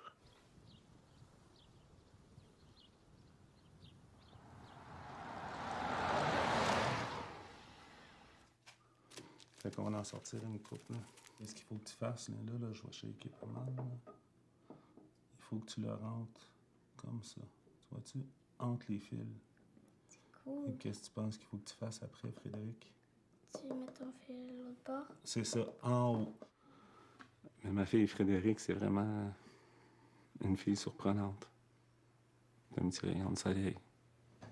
Oh, oh, oh.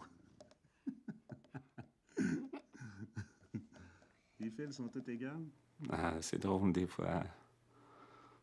Elle se met à chanter, elle se met à danser, puis...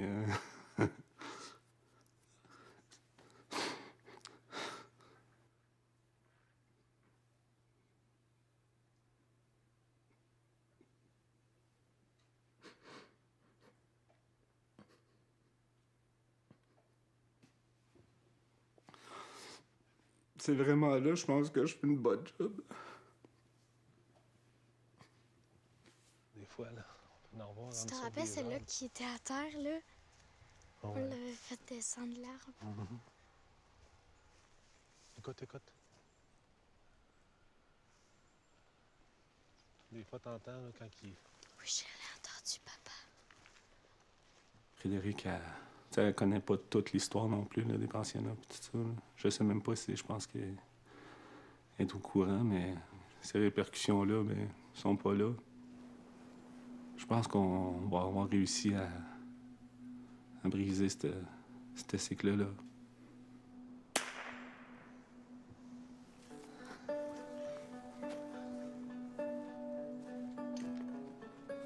J'ai réussi à passer au travers de toutes ces difficultés-là dont j'en suis fière. J'ai su à faire revivre en dedans de moi ce qui était perdu. Je suis fière de ce que je suis maintenant.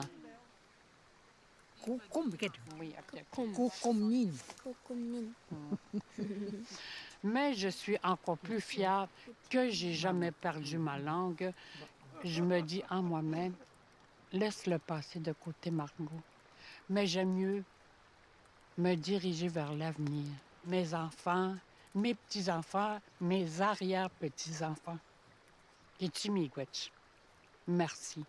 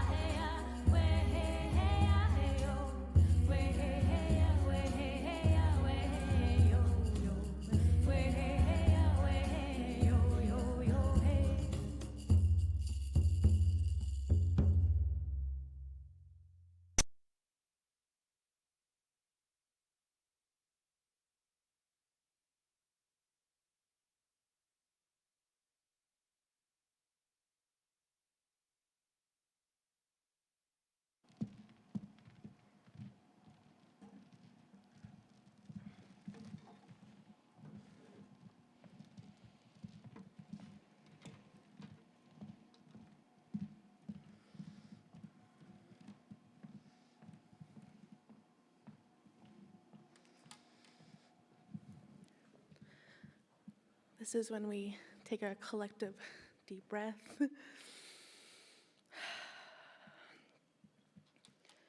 I've seen this film a few times now, and each time I sort of pick out different things or different things hit me. And when I was watching it tonight, I thought about how interwoven our histories and traumas are with family violence. I've been doing victim services and intimate partner violence work for over 12 years, and it's so deep and so complex, and I think this film does a really good job of sort of touching on how, just how interwoven those things are. And it does such a good job of asking, how did this start? But also, how can it end? And it's something I think we each need to think about and contemplate, and this gives us a really good chance. We've got our panelists are out here now. You guys are able to take off your masks if you're comfortable, as we are socially distanced from everyone. They're going to answer some questions and provide us with their perspectives and knowledge. To start, I'm going to ask each panelist to say something about themselves, the work that they do, why they do it, and perhaps how it relates to this film. And Carrie, is it okay if I start with you? Good evening, everyone. A little bit about me. Well, I think my bio pretty much summed it up. I've been involved in this work for many, many years, for over 20 years. I myself have family that are missing and have been murdered. And I work with families, surviving family members of missing and murdered, and have for many years.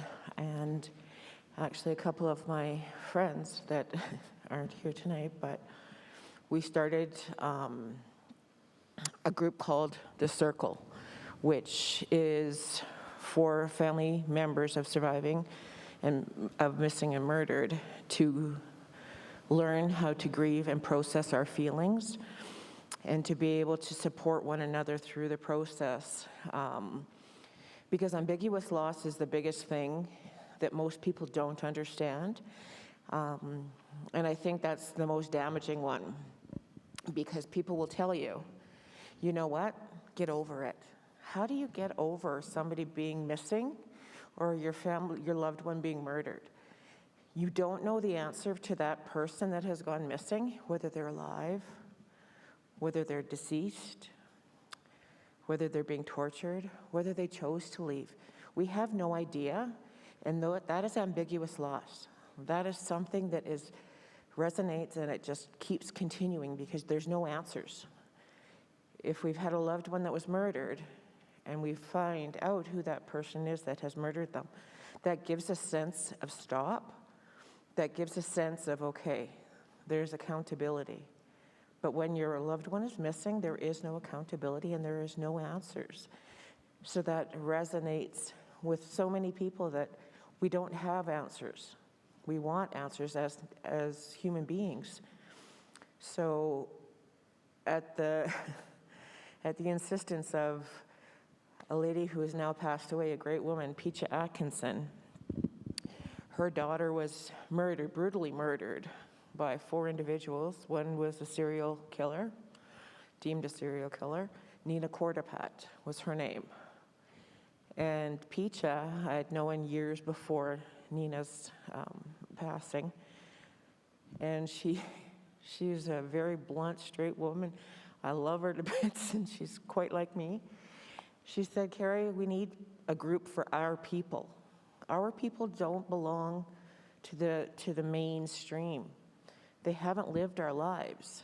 So she said, get your head out of your ass and start helping our people. I don't know how much more blunt Peacha could have been, but you know, it hit home because she was right. And I was a part of that, where we didn't have the supports. There's a mainstream for non-Aboriginal families, but we just didn't fit into them. And that's okay. We don't have to be the puzzle pieces to fit everywhere. But definitely, having started our own group, we welcome everybody. So we have non-Aboriginal family members. We have all ethnicities, to be honest, that attend our group. And we're a family. We're very strong, we're very supportive, because many of our families have never had to go through the court systems. So that's something that our program does, is we'll assist them through the day-to-day court, supporting them and giving them their space as well.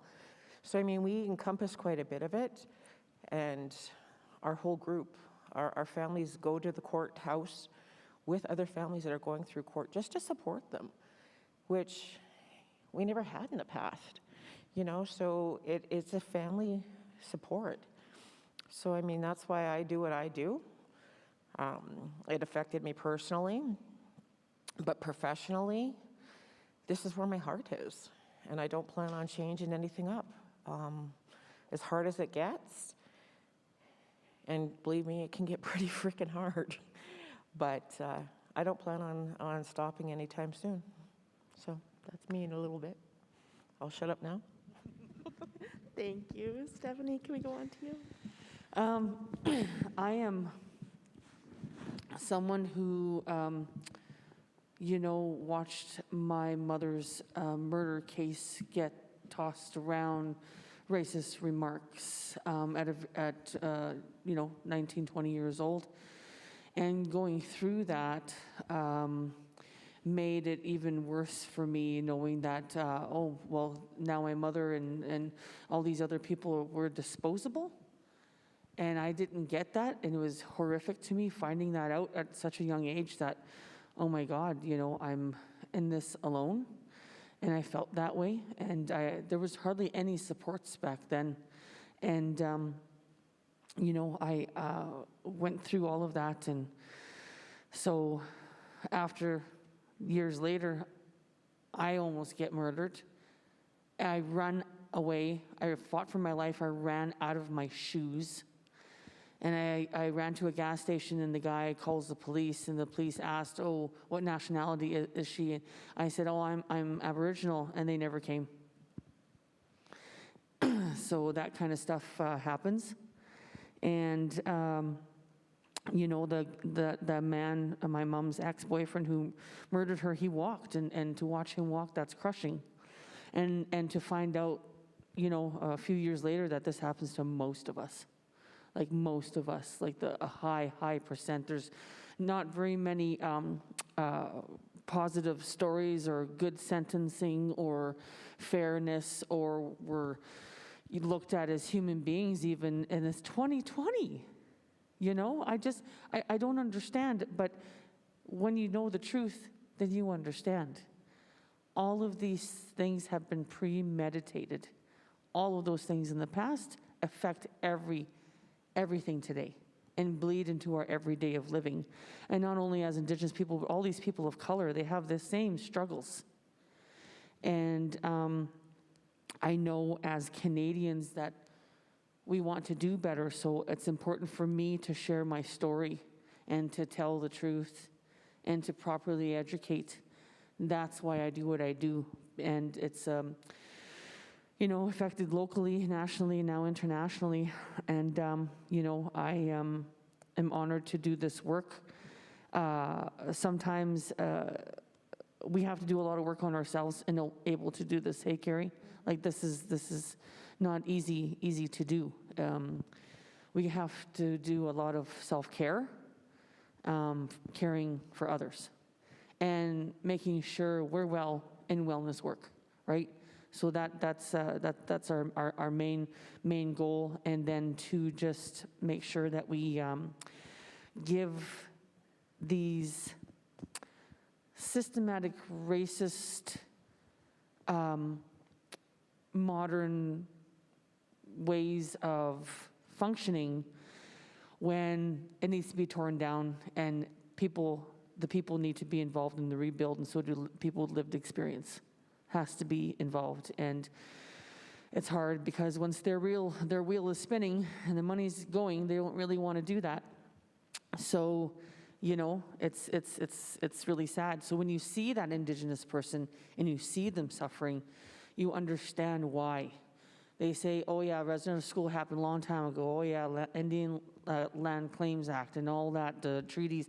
Nothing, all of that is still not even being honored to this day. And I pay taxes. People think that we don't pay taxes. I pay taxes, man, you know, and you know, those kinds of things. And they're saying, oh, well, we're just under the belt of the government. No, we had an account with the government when the treaties were damn signed. There's a bunch of money that they don't utilize to help us, because if we're kept down, they can just keep going about their business. And that's what this is. It's business, okay? There's no justice for us. There's only the legal system. And, you know, that's really, really sad to think of. And while the world is burning right now, you know, you see everything going on in the South. I don't want that to come here. Please do your best to educate one another. Please do your best to look out for one another. And the main thing too is what my main message is human trafficking. It's not only us in danger. It's you, and you. You're all in danger. Human trafficking is the fastest growing crime in Canada. And there's many people just going missing, disappearing, and you don't see it because on social media it's so chopped up. If you were to see how real it is that people of all ages go missing here in this province, you'd be alarmed, you'd be staggered, you'd be shocked, and you'd be wondering why people up there are not bringing it to the forefront when it comes to your own safety. So really, really important. And I just want to say, I want to thank every single one of you that came. It means you have a true intent of caring. You're seeking truth, and please spread that truth around. Be a voice for us when we're not there. What we need is unity. What we need is connection. What we need is truth elevated. What we need is, you know, the best communication and truth. And, you know, we're not going to fix any of this if we just, you know, fight amongst each other. We need to do this together. And the fight is not between you and I. The fight is out there with the people who keep failing us. And that's why I do what I do. Thank you, Stephanie. Dolores, can I go to you? Oh, and please go to aboriginalalert.ca for a national website for our missing Indigenous peoples of Canada. So please go to aboriginalalert.ca. Thank you. Perfect. I think this thing is on. Good. Good evening, everybody. My name is Dolores Gladue. So my story is a little bit different from Stephanie's and Carrie. Okay. So how I got involved with this was I have a book here, and I apologize right now if a tear runs down my eyes because this is actually very personal. So my aunt was murdered in 1988, and I was pregnant with my son, and I loved my aunt. She was like everything. She was like my second mother, and every chance I got to go stay with Aunt Leona, I did it. I just loved her, and you know, I was close with her daughter, and I always felt like, you know, I could never do anything wrong in Auntie Leona's eyes. And so growing up with her, and when I found out I was pregnant with my son, she was the only one that stood beside me and said, you know what, Loris, it's okay. It's okay. You're not the first person be pregnant alone. You're not going to be the last person. So having my aunt pass away during my pregnancy was devastating. And my poor son, you know, I didn't realize until I took on this project for Creating Hope Society that I was carrying it around for years and years and years. But I've always had the social justice bone in me since I was a kid, growing up here in Edmonton and, you know, walking to school. Back then, back in the 70s, you could walk 10 blocks without any perpetrator trying to pick you up or, you know, trying to solicit you or something. I can't say it was safer, but it's certainly not the way it is today. There was no internet, there was no cell phones, you know, it's just kind of like, there was still abuse, maybe it was just hidden, a little bit more hidden than it is now. But just growing up in a city, you know, just walking to school and whatnot, I always made it to school safely and back home, and I had a lot of responsibility being the oldest of two younger brothers. So I've always noticed things around me, and part of that is just, you know, like these ladies here mentioned, that there's always been violence with Indigenous women, always has been. And I can't say that I've met one Indigenous woman who has never experienced violence in some form or some way. And, you know, some of us are luckier than others. You know, we're able to go to ceremonies or, you know, therapy or something to work through it. And some of us aren't able to do that because it's too painful. And given that, you know, my aunt was one of the residential school former students, and so was my mom and all my aunts, and I had two uncles I never met. But, you know, just going through that trauma, like watching that video we watched tonight, you know, and it's nothing new, unfortunately, with Indigenous people to see that, to hear it, and it's not right. But I had did a contract years ago for Truth and Reconciliation, and part of the reason why I did that was because being the oldest of two residential school former students, trying to figure out what was wrong with my parents, why was one so mean. And bless her heart, I do love my mom, but she had her issues and stuff like that. But she also taught me to have courage and walk away from an abusive relationship, which was my dad. And I thank her for that. So when things are really, you know, just really sideways in my life, I think, well, you know what?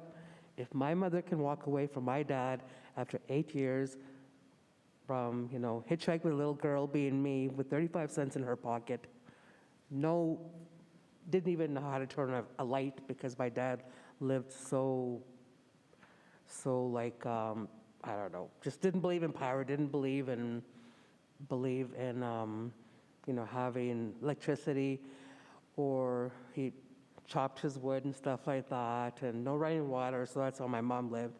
So going from that to the city and not even having, even know how to turn on, like I said, a light for how many days and whatnot, and having to plant her feet in the ground as a single parent in the 70s, and then she had, myself and two other young boys. So when I think about how, how much courage it took her to leave my dad, there was no women's shelters back then. Basically, you stuck around with your husband, otherwise, you walked away and tried to make it on your own. And I owe it to my mom for showing me that courage. You can walk away from abuse. And so just going ahead in years, then, my aunt, like I said, ended up being one of these statistics, and then carrying that around for many years. And then my cousin, Gloria, she went missing in 2015, and we found her body in 2018. And, I always thought we would, just to hear that news when her sister phoned me and said, I guess I'm going to tell you, and I'm like, what, we found her? And I'm like, good, we can finally put her to rest, because we searched, honest to God, from east to west, looking for her. How do you find somebody? It's like looking for a needle in a haystack, just thinking when she told me she's missing. And I'm like, where are we going to look, Norma? Where are we going to look? And even, the stuff watching tonight, having her daughter, her two daughters, plus her sister, calling RCMP for 3 different places just to say, hey, you know what, she's missing.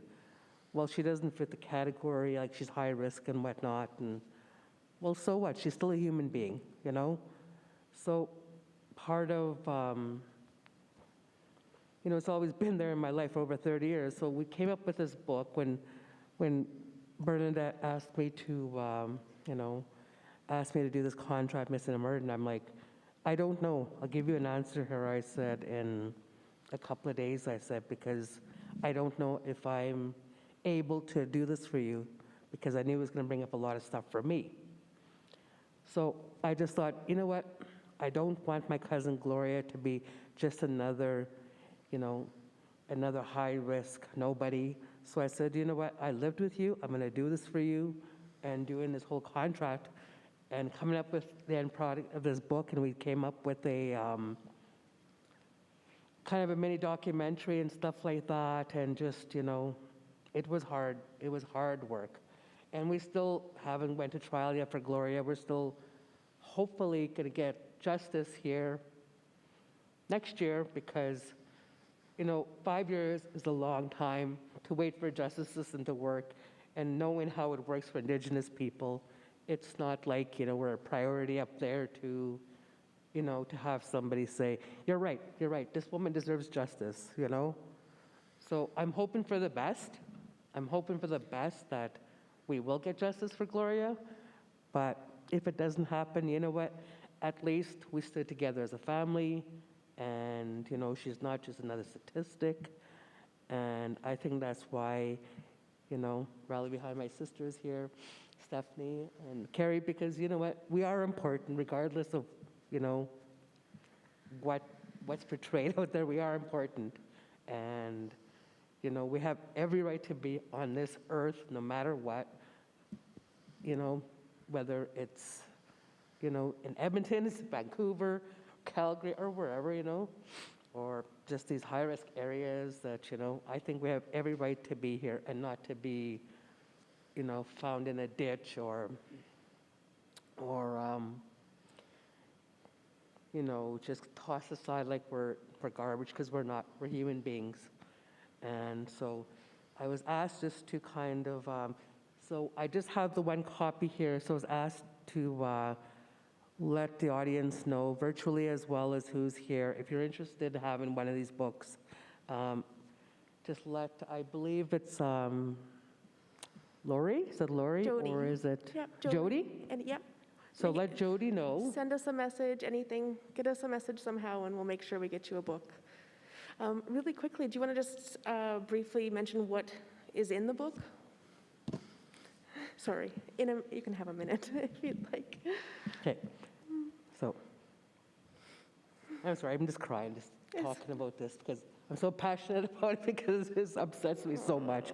Thank you. That our women should be valued a little bit more than we are in society, and you know, so like I said, I honor the ones that are still missing out there, and hopefully, you know, Creator will bring them home to their families, and also that they're able to find some peace, and, you know, that they can bury their loved ones and stuff like that. And we got lucky finding Gloria.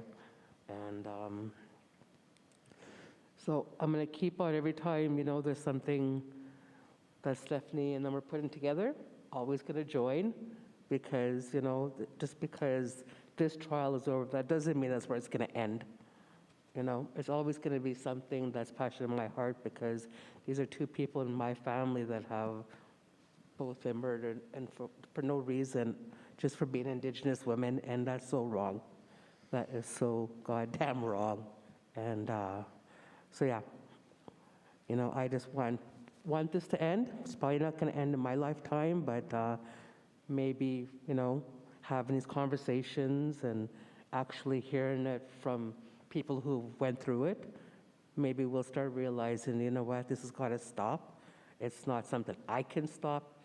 And the ladies up here, we can't stop it alone.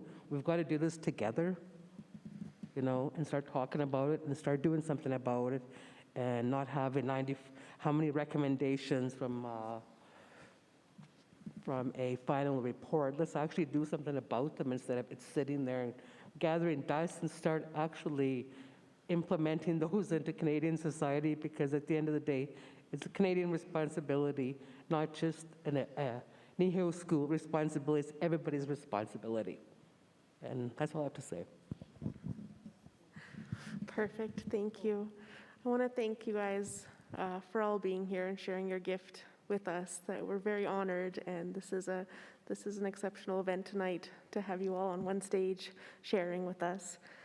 We're going to open the floor to questions now, also online. You guys can comment and ask your questions, and we'll get them to the panel. So is there anybody in the audience tonight that has a question that they were hoping to ask?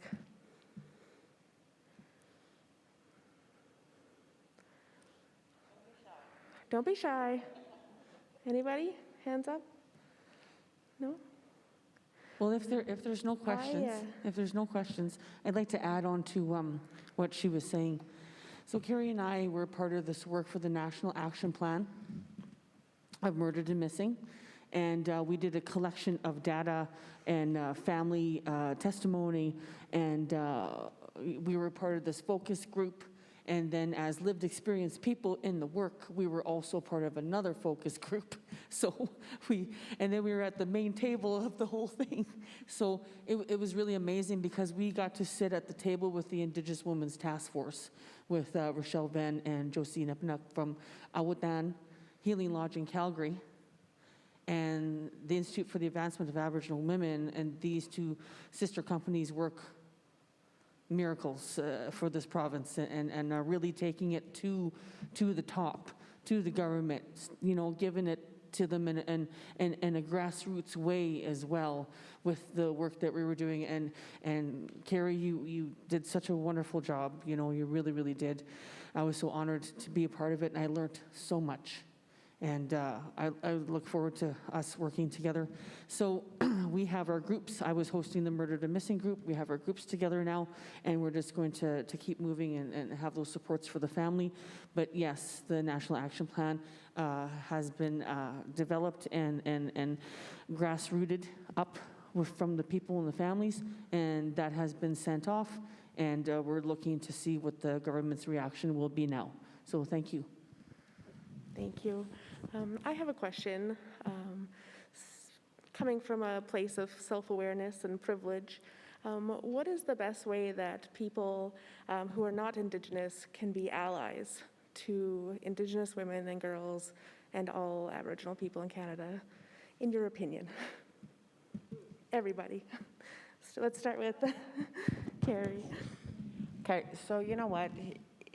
To join in partnership, it's about respect, mutual respect. We don't expect anything more than how you would treat other family members. We want the exact same.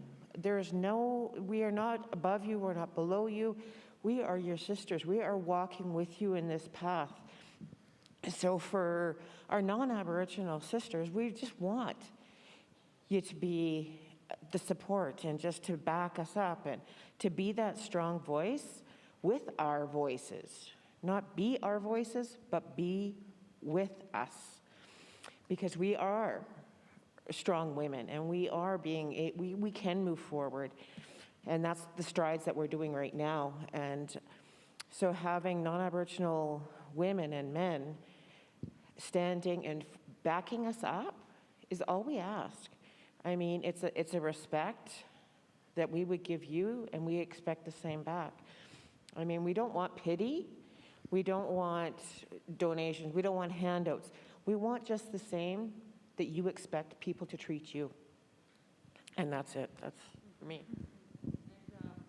I would also say, and add to that too, now that you have this truth, be our voice when we're not there.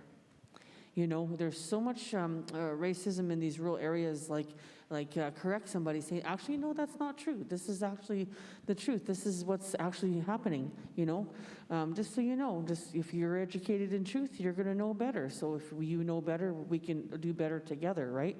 And then also, when you see these horrific media stories, call them. Tell them that you're concerned. Tell them that, because the media has a way of affecting all of this that we're talking about tonight. So in turn, they talk about Tina Fontaine, and then he gets away with it, and they talk about her having drugs in her body when she was a 14-year-old girl, left abandoned by CFS, and put in a hotel, and the police, and put into a hotel, right? A sketchy one at that, in a horrible neighborhood, and thought this little girl was going to be okay alone in a hotel room, right? And the Globe and Mail comes out talking about drugs in her system. Well, Jesus, that was horrific. That was horrific. And then Cindy Gladue, you know, they're talking about her high-risk lifestyle, or using those awful words when her children are going to grow up to read this stuff. And also Joey English, who was murdered in Calgary, chopped up into garbage bags, thrown around her body parts. The guy got 18 months. What does that send out the message to Canada? What does that do? So in an overpopulated world, mental health is an issue, okay? Doesn't matter, but when unwell people get these messages, oh, I can just murder her and chop her up and I'll just do 18 months. I'm psychotic enough to do that. That's no problem for me. What does that send? It sends out a message that we're disposable. How are we supposed to feel safe? We need you to help us feel safe. We just don't want this big target on our back anymore, and we have it in our own country, right? So, you know, you see these injustices, say something, get a group together, get a healthy circle of unity, of you know, going to those real bad spaces and giving them truth. That would help us immensely. That would keep us a little bit more safe. And then write letters to the government, hold rallies, make noise, you know. If they're doing all of this to us, what do you think they're going to do to you later on, right? They're already doing it. The government's already dismantling our way of life. You can't put up with it. You can't put up with indecency when it comes to human rights. As a Canadian, we all have a responsibility. Thank you. Thank you. Elsie, do you have something to add? Yes, I'm very honored to be here, and I really like listening to the wisdom you women are given here today. You know, thank you so much. And you know, it's real important that we get together like this to try and solve the issues that we have on this land, you know. And so, you know, Kokum Society teaches the younger generation to reclaim those roles we've lost through colonization, assimilation, and residential school. So we really need to journey back and live the way, find out the way our people lived here for thousands of years. We didn't have high statistics like this long time ago, none of anything. Even addictions wasn't around, There was a certain way of life at that time that was so positive. And we need to really, reclaim those roles and teach the younger generation, both the men and the women. The young girl was prepared for womanhood and motherhood, and a young man was prepared for manhood and fatherhood. The whole community was so healthy, and they were also taught how to build relationships with the newcomers, so we'd have a better working relationship together. We need to be doing those kinds of things. Then that way we can support each other and solve some of these issues. And it is slowly happening. I've been in the community for a long time now. And now they got me involved in Indigenous training for government officials. That is such a big, good journey. And the 7th time I've been with them, teaching the future police. That is really a great thing. I really enjoy sharing the culture and teachings with the future police. If we keep doing things like that, we're going to come and solve some of this difficulty we have. We cannot solve anything like that, but it's slowly happening. Even sitting here with you guys tonight, this never happened before, so we're doing something good. And I just thank you for inviting me here today, because this is not an easy journey when your family's out there. I don't know where my nephew is, I don't know whether he's alive or gone forever. So we cannot give up. We have to continue this journey of wellness.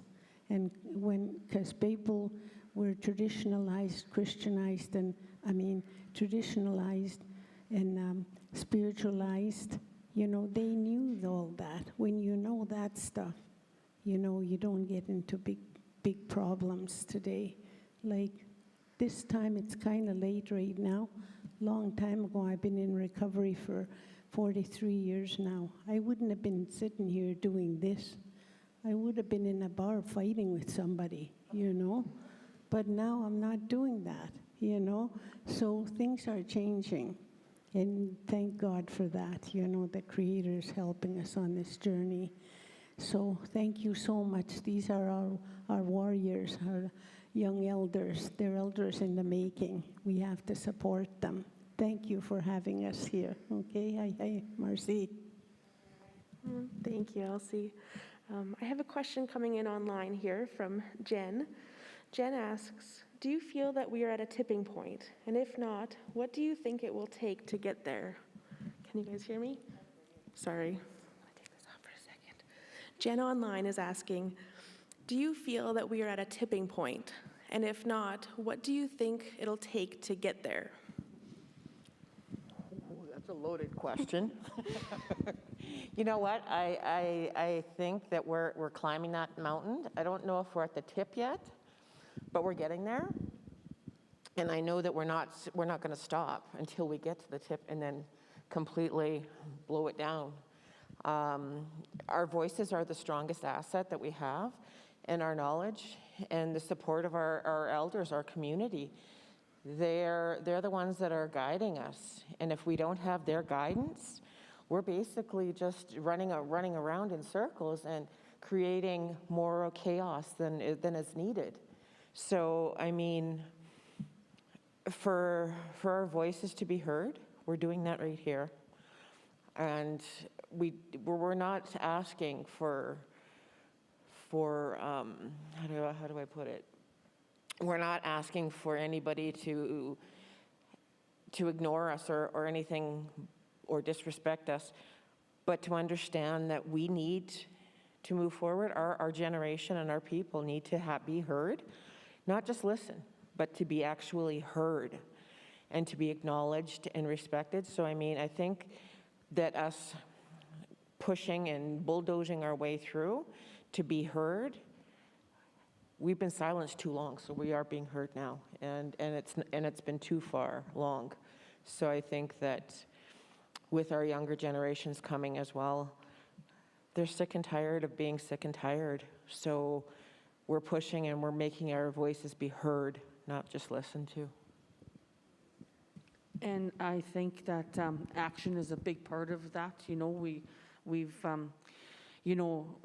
with everything we've seen this year, I think we're at the tipping point. I think we are. I think, but for Indigenous people, we're still not at that table of decision making when it affects our lives. We're not at that table, right? So that's. Yeah, but to have us at the table. To have us at the table of real decision-making power, we are not at that table, right? So that's the big problem. And the only way all of this is going to be fixed is if we're at that table. We need to be at that table. I'm telling you, like it's getting kind of ridiculous. It is very ridiculous. And when we said, when I was a part of the National Inquiry and I did my public testimony as well, when we said genocide, I was expecting more of an uproar from all of Canada. We didn't get that. No one set one tire on fire. I was really hurt. Like with everything that happened in the States, I was like, and the public and the media played around with that word. When we said it, we meant it. We're still living in it. Okay? All these things in the past, don't think they're in the past. This is now. This is happening now. And the numbers are higher now, right? So, these people, these non-Indigenous people have the Indigenous powerful jobs. Indigenous people are not in those job roles. You're not. So of Indian Affairs, it's Carolyn Ben. Is she Indigenous? Is she Métis? Is she Inuit? No, she's not. And she's making decisions for us. You can't have anything to do with us without us there, just like you said, Carrie, that's the problem. And until that changes, it's ridiculous because we're educated enough to have those positions right now. Okay? It's ridiculous. I know, we know women across this country that could take those jobs today, but they're not given to those jobs to Indigenous women. We have a president of New Zealand right now, and she is making the world. She's changed her country. She's done these wonderful things. They're afraid to put us in power, because we're going to do great changes. We're going to do, because our way of thinking, Indigenous original way of thinking is this. This rank thing is colonial. It's settler. It's purposefully mindset, power, money, land, water, which Indigenous people are dying for all over the world. Land and water. Amazon is burning. Australia is burning. The streets of United States are burning. And we don't want we don't want that here. We have to do better. And that's the way we're going to do it, is together, but you need to have us at the table. You need to put us in those job roles. Because many of us are healed, we are educated, we are strong, we are very, very driven and motivated, and our voices, are not only heard like all over the world. Like really, I've had red dresses sent to me from Great Britain. I gave her one. I was told to give it to the people who were doing the work, and I did that. The world cares. The world is watching. So what are we going to do, Canada? We got to do it together, and we have to ask our government, why do you have non-Indigenous people making those decisions for Indigenous peoples of this land? How come you're not honoring treaties? How come you're not honoring them? How come you're not working alongside them? They need to be at those tables of decision-making power. Thank you. Thank you. It's like you said, we need to make noise. That's gonna stick with me. Make some noise. I'm gonna put it out to the floor again. Does anybody have any comments or questions that they'd like to pose? Please.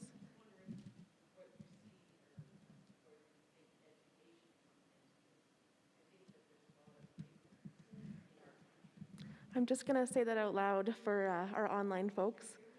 I can hear you, but online they won't be able to, so I'm just going to say she's asking about what role education will play in us going forward.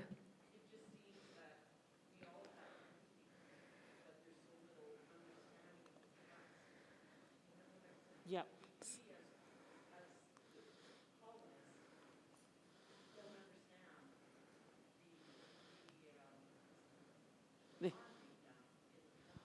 Right. So we have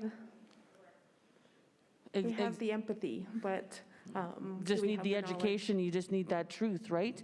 So if you look up the Indian Land Claim Act, and then if you look up the original treaties, and if you look up residential school, and if you look up 60 Scoop, if you look up the Métis roadside allowance, as well, the Métis people, they went through a lot of that as well. If you look these things up, it'll explain everything to you. And the Indian Land Claims Act, these are the past. But the U of A also has an Indigenous Studies program. And you know Dan Levy from Schitt's Creek? Well, he's donating it, and he's letting every single one of you know about it here in Canada. I'm telling you, he's wonderful. And he's fantastic, you know. Yes, you know, he's bulldozing, he's forcing, he's action, that's where we come in. We like to kick down doors, and we like to run the streets. We like to be really noisy, and we have to. So I'm thankful for people like that bring that awareness, right? And use their success to elevate that to a larger medium. And then also in my Murdered and Missing support group, for instance, my Murdered and Missing support group, we have a grandmother. Her granddaughter has 6 months to live. She has brain tumor. She's 9 years old. Her father was the one who was murdered. And we reached out to Ryan Reynolds, the movie star. I reached out to him. I asked him to do this for this little girl, and he did. And he's the one, too, that is donating coats to the north for the Indigenous children. He's donating to Indigenous causes all over Canada. And he told our Edmonton contact that he wants his son to know he's Canadian. He wants his son to know what real Canadians do. And we have that job to show people, to show the world who we really are. And also the history of Canada is like with the Greenpeace, and then the history of Canada with the United Nations going out where they're getting in the middle of wars, but not just being peacekeepers. Canada has a strong human rights and peacekeeping history, but we're not living in it, right? We're not living in it. So the U of A has a great U of A studies, but when we went to school, we didn't know the truth. We were learning a bunch of lies about ourselves and our people in school. Everything that we learned when we went to school is far from the truth. Oh, yeah. Well, thank you.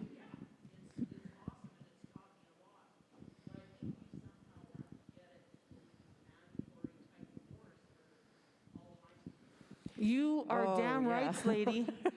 Hallelujah. You know what? We never even learned. That's exactly when we were in school. We were never taught. We were taught about every other ethnicity, or every other culture, but our own. So I mean, I completely agree. I mean, we had to fight to even get it brought in. And then they tried to remove it. So, but I mean, I think I live by one of the elders. I just love him to bits. Elder Francis Whiskey Jack. He always said, you know what, we were wronged, but we can't keep living in the past. We have to move forward. We have to build our people up. I love that. I completely love that.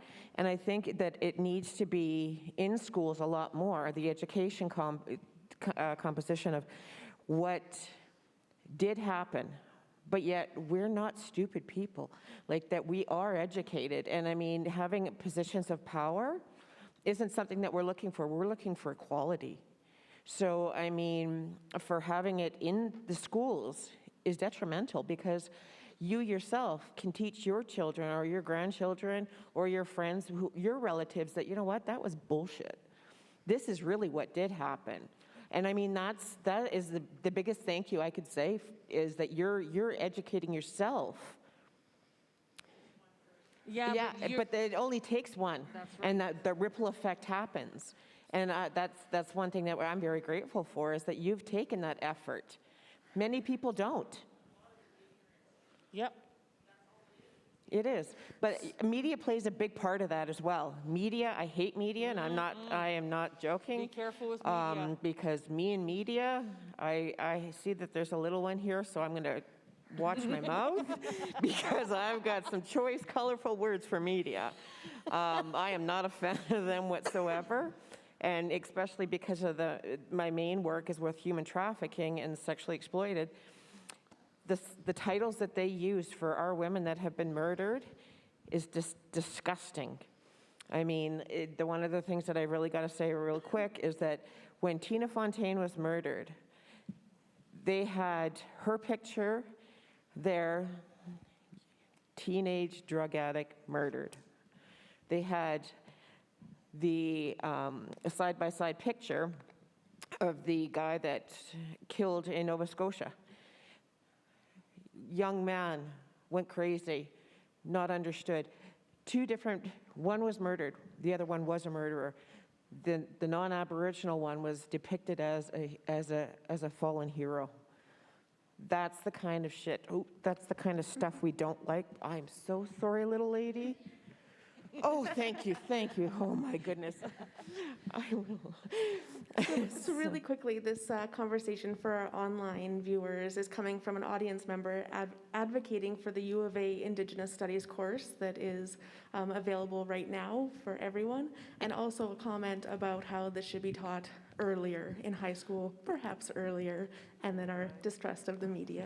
Early intervention is key. Early intervention is key. Now maybe Carrie's job would be a little easier if we talk to kids as well as human trafficking safety, sexual exploitation safety, being touched at home. Are you being fed at home? You know, these kids don't know where to go. I've been in a room with the Alberta government pleading with them to do more for the kids. And it's really ridiculous that, you know, if the kids don't know, and they grow up in pain, they don't know they're in pain. They don't know that they're suffering. We have to let them know that what they're growing up in is not right. It's not normal.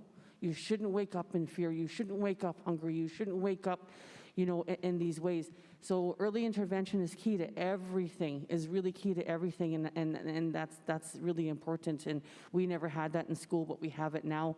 And I just advise everybody, if you can, please go and take the studies course, the Native Studies course, wherever you are, and just make sure you go to lived experienced people like ourselves, because we will give you the truth. We will give you the view through all lenses.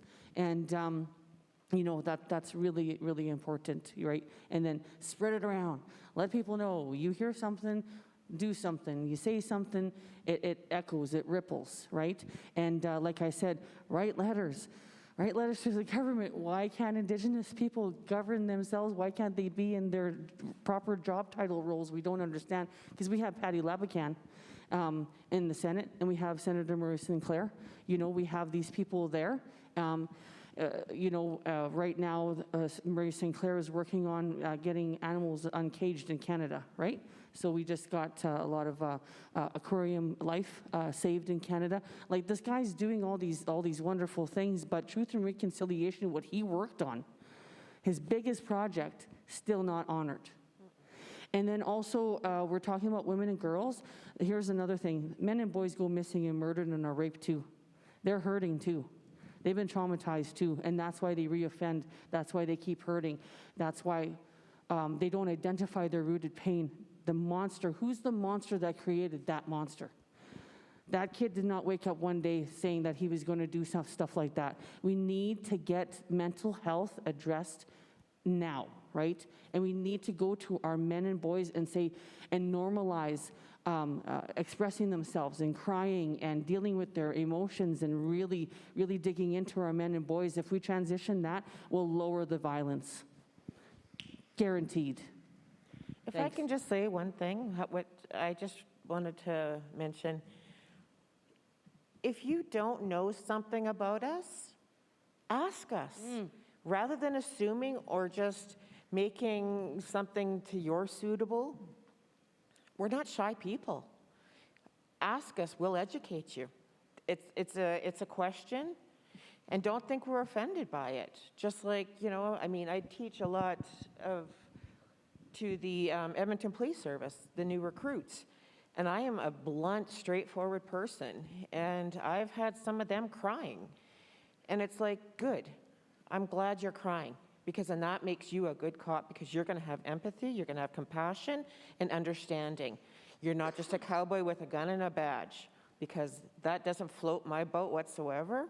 So literally, I have a lot of respect for those recruits, and a lot of the officers have changed. The mentality isn't always, you know what, screw you, you're Aboriginal, you're a street worker. You know what, that's not the case anymore. The Edmonton Police Service has really done a shift, and I'm very proud of them. They've come a long way. But I mean, asking questions, you want an answer, we'll give it to you. Yeah, and then also Carrie and I are on oh, sorry, yeah. No, Go ahead, that's okay. I didn't see it. Go ahead, Elsie. Okay, I was, now, senior moment, I forgot now. Go ahead, my dear. No, what I was going to say, we traditionally had formal education from 0 to 14 years old. You know, there was education that was done in the community. And now I find out every time non-Aboriginal people take some time to learn about us, like Judge Ross, he wrote 4 books already on Indigenous training and everything, you know.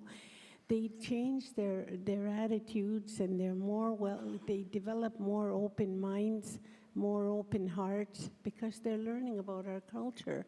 And Métis culture and Indigenous culture is so rich, you know. There's so much to learn, even the sacredness of water. I mean, I could be here doing all that, you know, for quite a while. You know, those kinds of, even crying is a ceremony. All those different things that we're teaching in the community now, you know, like Cookum teaching calendar we have in the community, you know, those are teachings that were traditionally taught a long time ago. And Métis culture is also so rich. This sash here, there's a lot of teachings about this sash even, you know. So I come from the best of the both worlds, the Métis culture and the Cree culture, you know. So I try and learn as much as I can from the elders, try and teach the younger generation, and that's what we need to be doing, because these are our leaders for the future, the younger generation. I'm 77, everybody looks young right now, you know. So, but culture and awareness is so important. And when we take time to learn about getting to know each other, we start developing relationship. And when we do begin to know each other, we do away with discrimination and dissension. And what we do is we develop a positive working relationship within our community. So the role is for our role, your role, to come to work together, you know. The more you're gonna learn about each other, you know, we're gonna get a gift in the end it's gonna, you know, give you double extra credentials, you know. You're gonna learn more, okay? Yeah. Mm-hmm. Thank you. Yeah. And so do you, and many of you, the very same to all of you. And that's how we feel. We're Indigenous to the land, so we just want to have everyone honored in this way of Indigenous way of thinking, not this way. Not this way. So I wanted to extend on what Carrie was also saying about the Edmonton City Police. So me and myself and Carrie and Shanoa have been asked to be on a community table for a change with the Edmonton City Police. And at first I was like, and I'm like, I don't know, because I've had really good experiences with the Edmonton City Police and really bad experience with the Edmonton City Police. Same with the RCMP, okay? So, but the Edmonton City Police are one of the only ones in Western Canada where the police are backing their chief for racial change, to better protect and to better serve. I've heard of the other sectors where they're not They absolutely will not support their chief, Carrie. And so that's happening. And we made sure when we did the media release that we let them know that, because we knew the media would not say that. So when the media comes in too, we had an officer do a $4 million investigation for Jeanette Hunt and Violet Heathen of Onion Lake, Saskatchewan.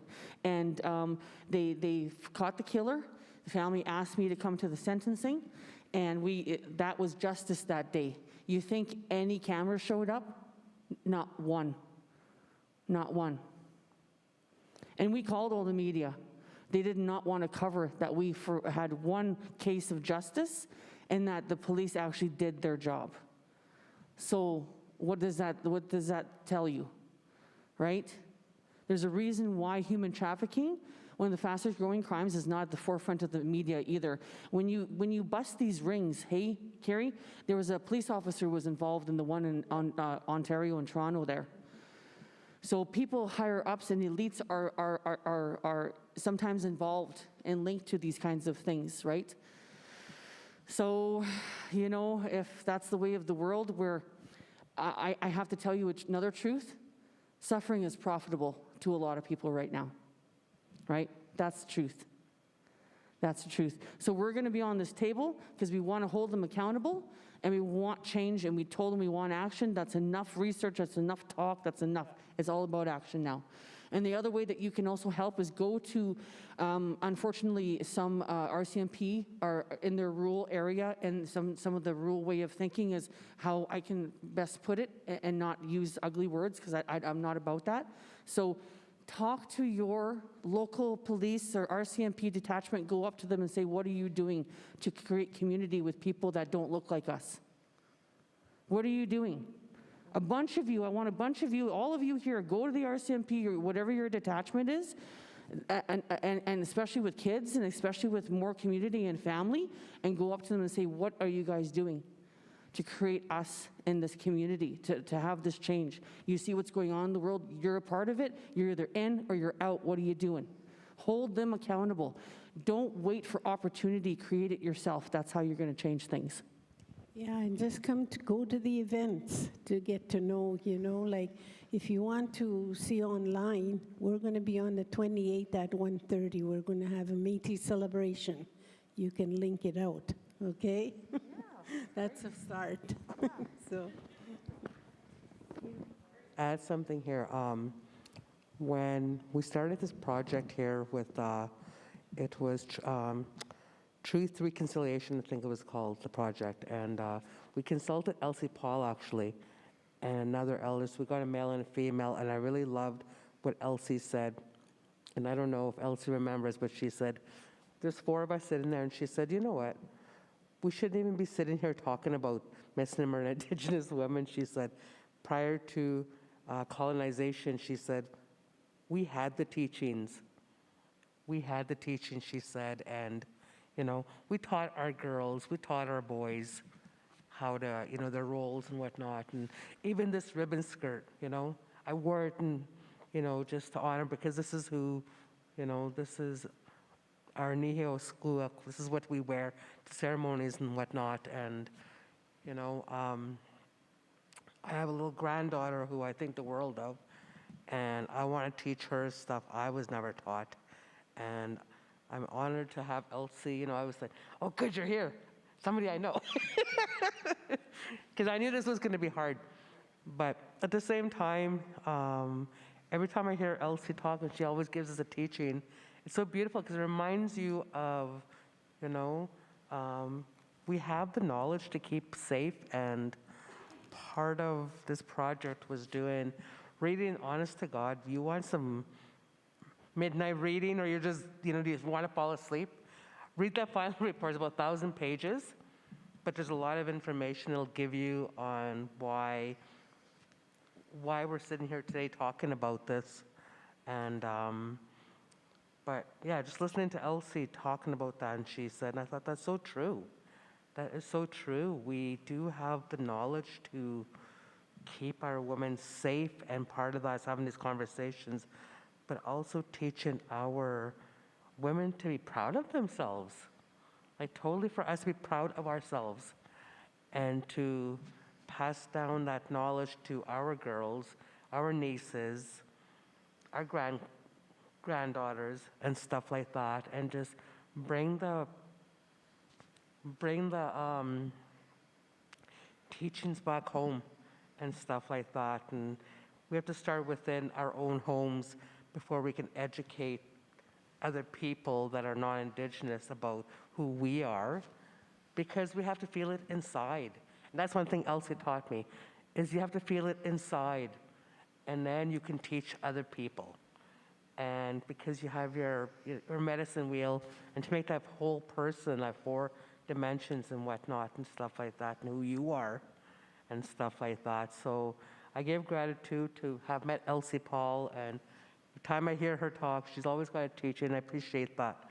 You know, and that's stuff we can teach. I can teach my granddaughter to not be dismissing a murdered Indigenous woman down the road, to be able to say, no, I have every right to say no, to feel good about saying no, and to respect her skirt. If she doesn't want anybody in that skirt, nobody's going to be in there, because she's going to have that self-respect as an Indigenous woman to say no. I have every right to say no. And that's all I want to say, and I just wanted to honor Elsie, because she's just an amazing woman, and just hearing her talk. Perfect. Thank you so much. How come grandmothers never retire? With one last thing, okay? So each and every single one of you, you're your own self-coalition of change. Every single one of you here, you can go out, you can create that space, you can get those people, you can create those circles, you can hold people accountable. Only person stopping you is you. You're your own self-coalition. Everyone that came here had the intent for change, shows that you care. So now you can go out there and do action. So that's all. That's what everyone needs, and Canada needs that more than ever. We need to be separate from what's going on in the South and all these other places, and be living to our true potential as Canadians. Thank you. I have the unfortunate job of wrapping this up. But yeah, as Canadians, we all have a role to play in reconciliation and hopefully justice. We have a responsibility to first learn and listen, and then to act and make some noise. There's going to be a hashtag here, I know it. I just want to thank you guys all for speaking today. I also want to thank you guys in the audience for being ambassadors of our community. We're a small Fort Saskatchewan, but I love that this is happening here. I think we should all be really proud and excited. I do want to see if anyone has any last words. I don't want to speak last. I would like to hear if anyone has any closing statement or anything that they wanted to say. Is end my talks with, we all have a raging fire within us. Just share your warmth and watch everything beautiful in the world thrive. As for me, all I can ever say is I wish and I hope that you continue to get involved and to be a support, and to continue the educating yourself about our culture and our traditions, and just respecting that. And thank you for coming and showing your concern. Thank you. Perfect. With that, I would like to say thank you. Oh, we have a question in the audience.